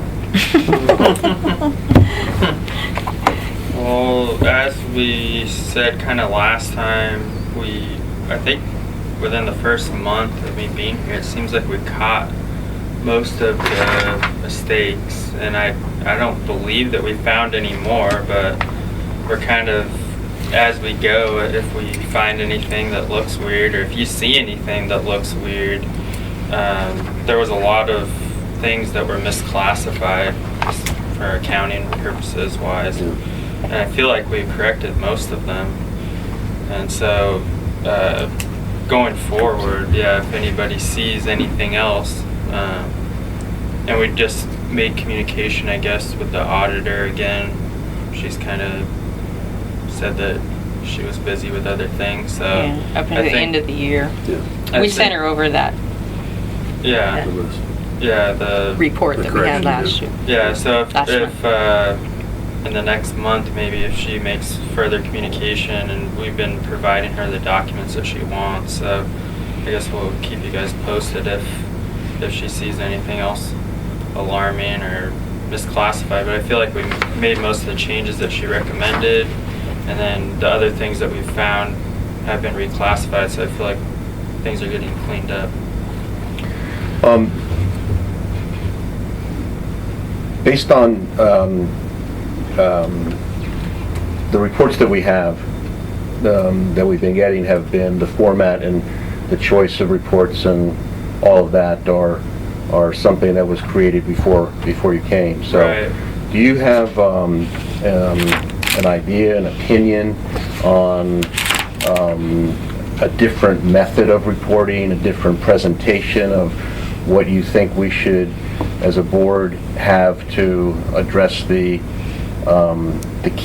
important drivers of what's going on, rather in a more concise document, where we don't have to go through all the detail of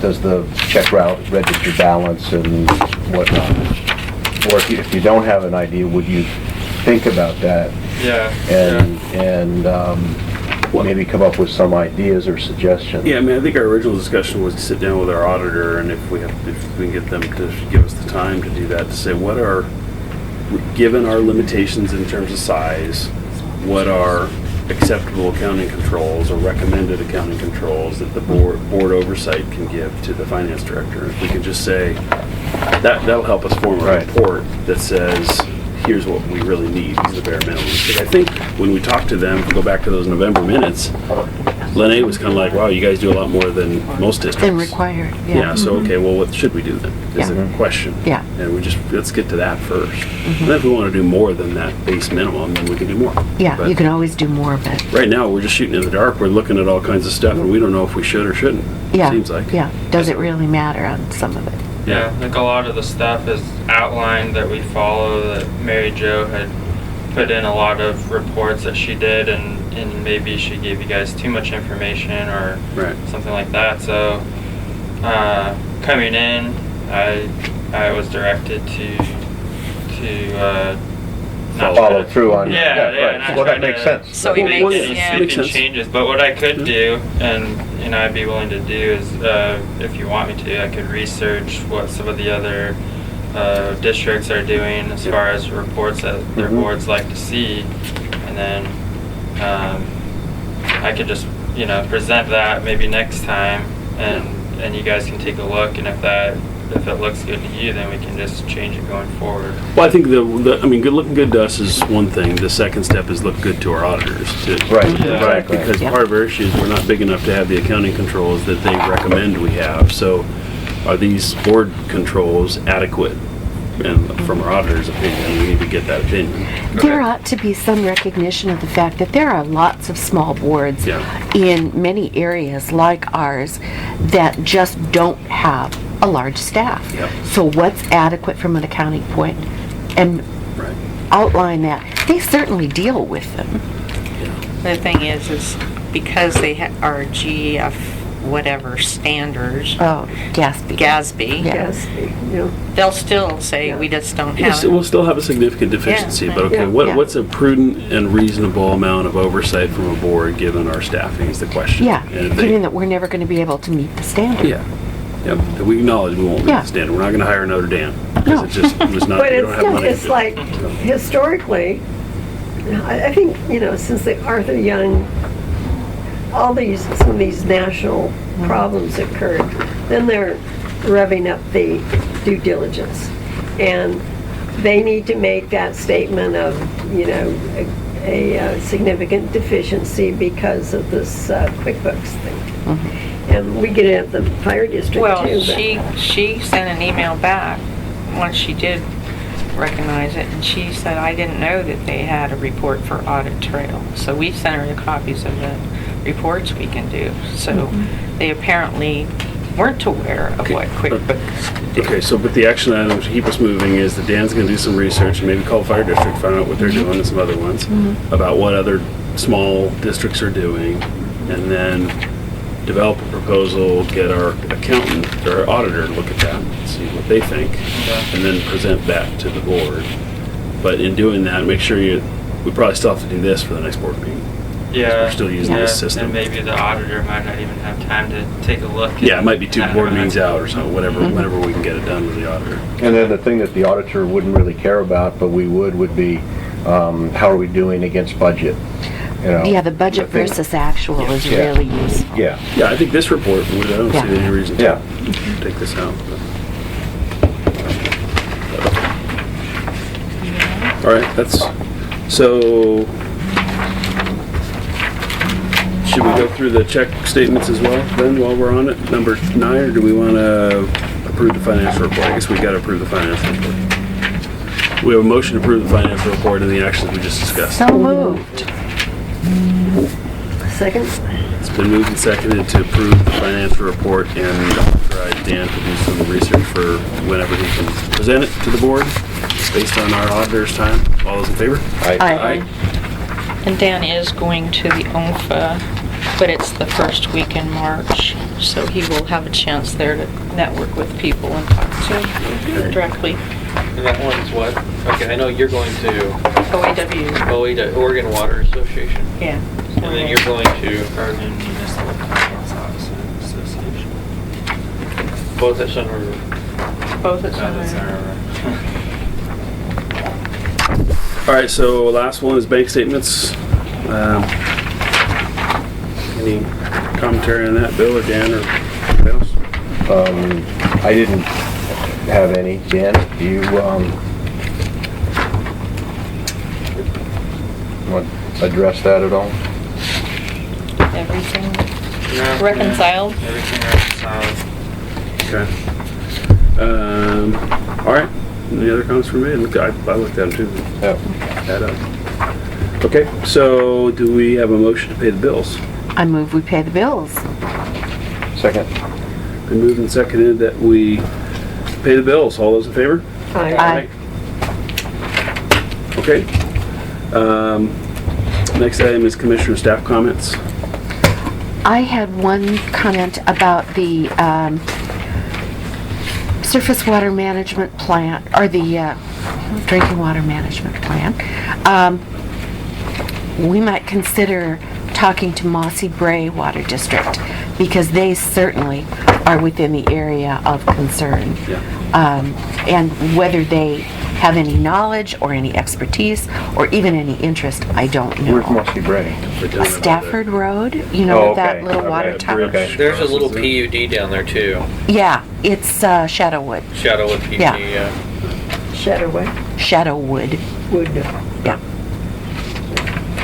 Well, maybe we can get Jack working on that. I mean, I don't quite understand what he does. He's a free service supplied by the state somehow? They get grant money to do different programs, So and we that's don't what have- pays their employees. So we don't have to pay him to do a report? that's No, Great. and they have circuit riders that, actually, he's probably not ours, but we have a circuit rider. They can come in and help if we have issues and do things. But they do that all over. But we are a big district in that one because they have a lot of little. So I wasn't quite clear what we left off with Jack. What he's going to go, he's going to gonna- help us do this thing when he gets time to do it, it sounds like, which is kind of fluffy, but Yeah, and mostly what he's going to do is education. Just get it up to that point, Yeah. so that we can. okay. I wonder if Boardman has their wellhead protection program on their website. I don't know. I I'll can check. I'll check it out. He seemed to have that, I didn't get a good look at it. You probably had a better look at that notebook he had with all the educational materials in there.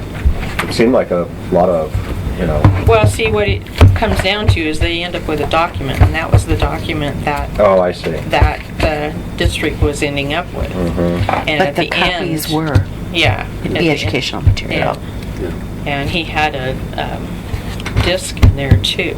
Yeah. So I'm So- sure they. So that would, that's what we would end up with. Yeah. one of And we those. put that on our website, Yeah. and he'd help us develop that document, but it's going to be towards the end of the year, it sounds like, based on his schedule. Yeah, he said he couldn't start till May. Yeah. And And when I then thought we once- were going to pay for him, I was going to be like, we want it earlier. Yeah. But if he's working for free, I guess I Yeah. get it in his schedule, so, all right. Free is a good price. Yep. But once this document is done, then we want to make sure that we send copies to Clackamas County, City of Lake Oswego, and River Grove, We'll use his guidance to get it out to the right people. Yeah. so they know So. that. All right, any other non-agenda items? His idea of an overlay was really interesting. I'm going to make a couple phone calls to find out how that's done, if it can be done. And then, this is just a off the top of my head throw out kind of thing.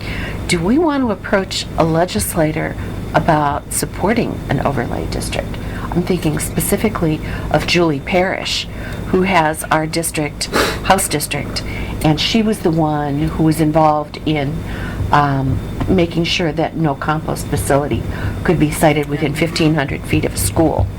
So she's got some knowledge of the issue. This is still, long ways out, Yeah. but just to toss out It's so worth people talking to can. her as a an issue to discuss. I'm not sure we'll get her to action. Oh, But I maybe would we'll- not. I would bet we might. It's getting close to election time. Yeah. Well, I mean, it's in the news, right? After Yes. this whole mess in Yes. West Virginia, and now they're trying to build they're mining for soil, and Yep. so there's definitely some There's some reasons to bring it up. parallels. Yeah. Who knows when they're going to be fracking over there? Pretty sure that will be. You never know. I Good guess. job. Yep. Okay. Any Chaos. Yeah, agenda suggestions for next? People can't drink water. We got employment. Yeah. So you can go somewhere where you can drink water. Okay, so agenda consensus suggestions, we're going to have the November and December meeting minutes updated. We're going to have lockbox and accounting discussion, and we're also going to have, what was the next one that we talked about that wasn't? Personnel. Well, personnel, Personnel. but there was another one that we And the mentioned that medical wasn't done yet. marijuana. I don't know. Reporting, financial reporting, or... Yeah, financial report. Yeah. I'm thinking earlier in the agenda, we missed something. I should have written it down. Where we said that, DJ said she was going to have it on here. The unemployment thing. Oh, Yeah. okay. And medical marijuana and personnel And I should know, policy and definitely. finance reporting. So we have a pretty full agenda next time. We Yeah. get to all that. Oh, yeah.